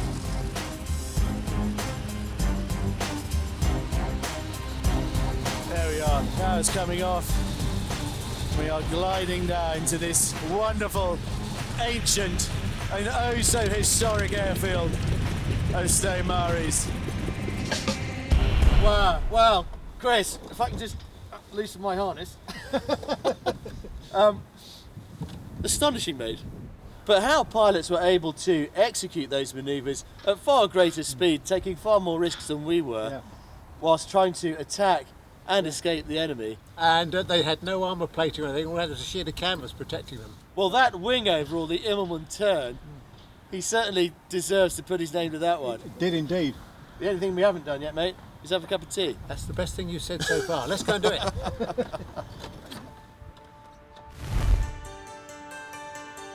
In many ways, aircraft were developing faster than the knowledge of how to fly them.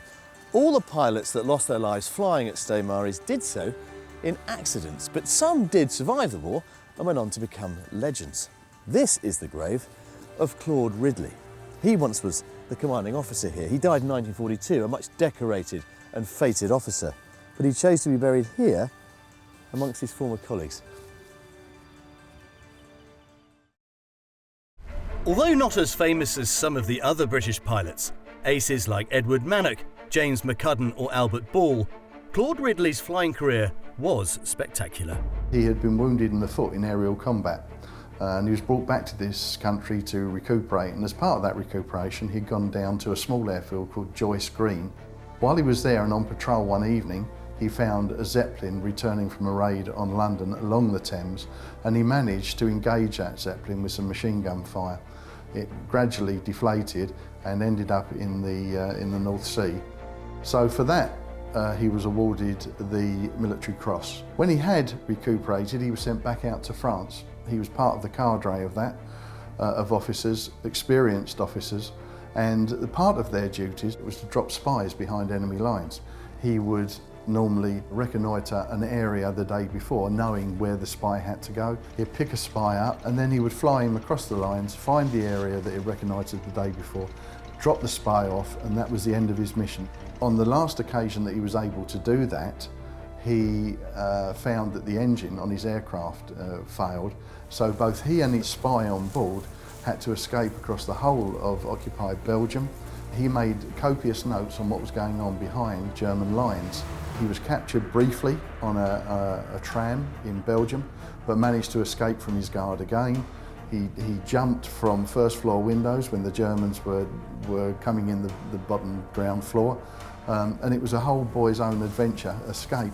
For all that information that he brought back, he was awarded the Distinguished Service Order. He also got a private audience with King George V. When he came here to take over the Home Defence flight at Sto Maris, he was still 6 weeks short of his 20th birthday. So effectively he was commanding the aerodrome and the whole flight at that stage, age 19, having already been awarded the Distinguished Service Order and the Military Cross. Many First World War pilots from all sides of the conflict became celebrities.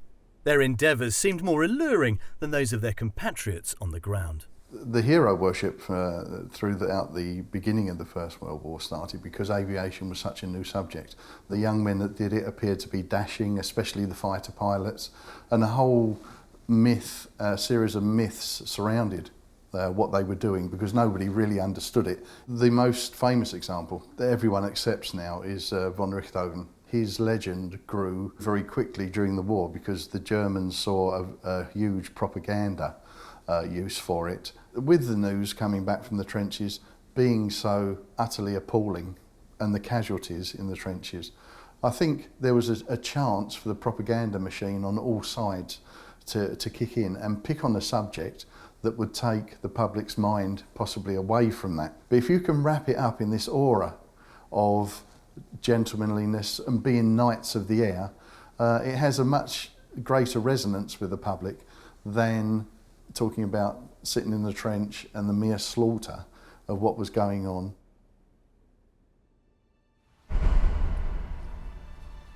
You know, wandering around Stowe Maries, you get a real sense of the ghosts of yesteryear.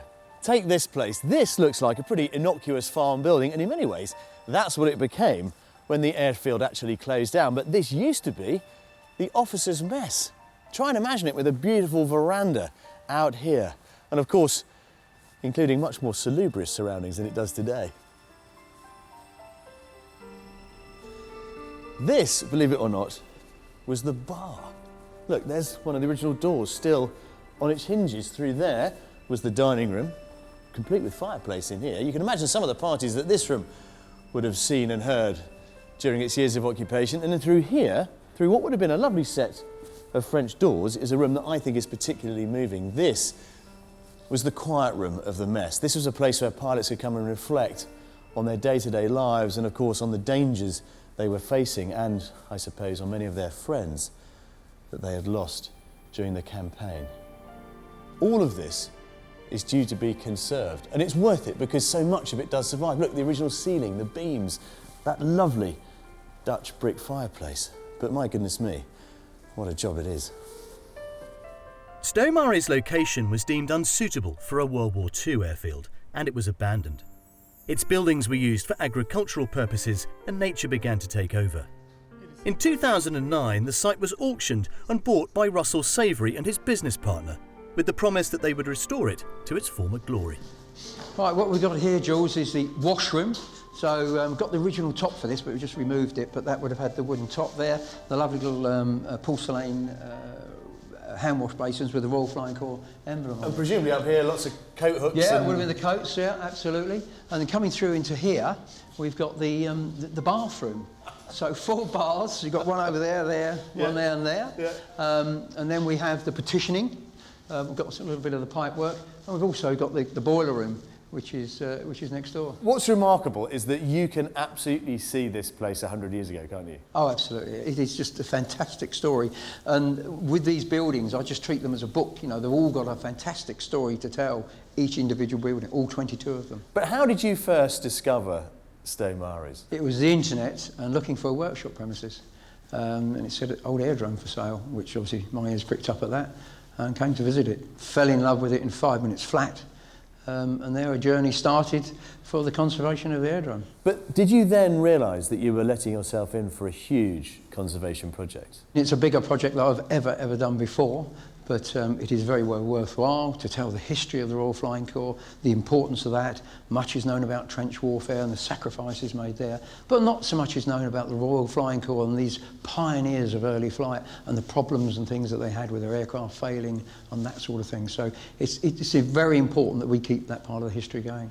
But Russell, I have been constantly astonished as to how much of this aerodrome still survives. I mean, it's languished here for 100 years, and I get the feeling that it's sort of been waiting for the right man, the right opportunity to come along, and now you're it.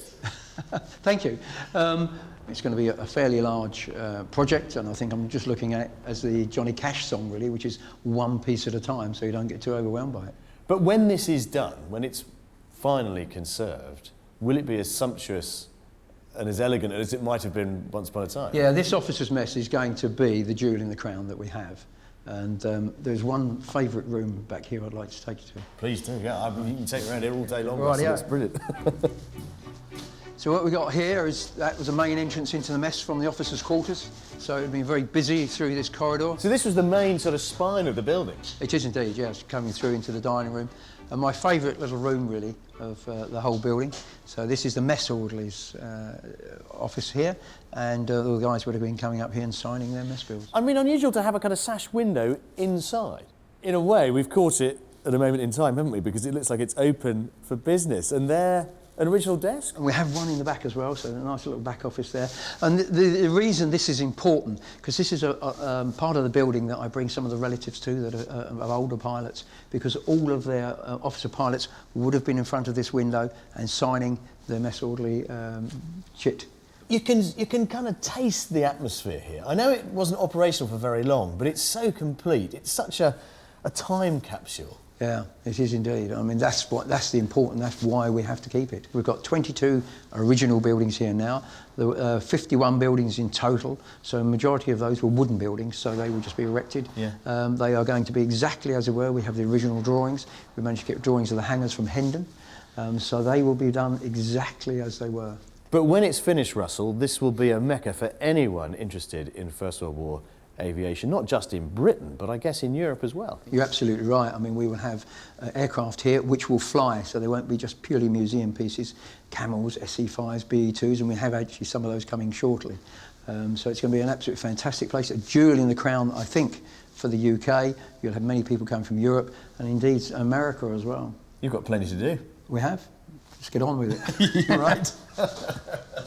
Russell's plan is to first restore the existing brick buildings needing immediate attention, before constructing the wooden buildings, including hangars. These hangars will house operational World War I aircraft, which will complete Stowe-Mary's resurrection. Stowe-Mary's is an inspiring and poignant reminder of those early days of military aviation, and of course of the men and the machines that laid the foundations for its future. At the outbreak of war, we possessed just 90 aircraft. By its end, 4 years later, over 20,000 had been produced. And in recognising the value of aircraft as weapons of war, just 7 months before the end of the conflict, in 1918, the RAF was formed. And the rest, as they say, is history.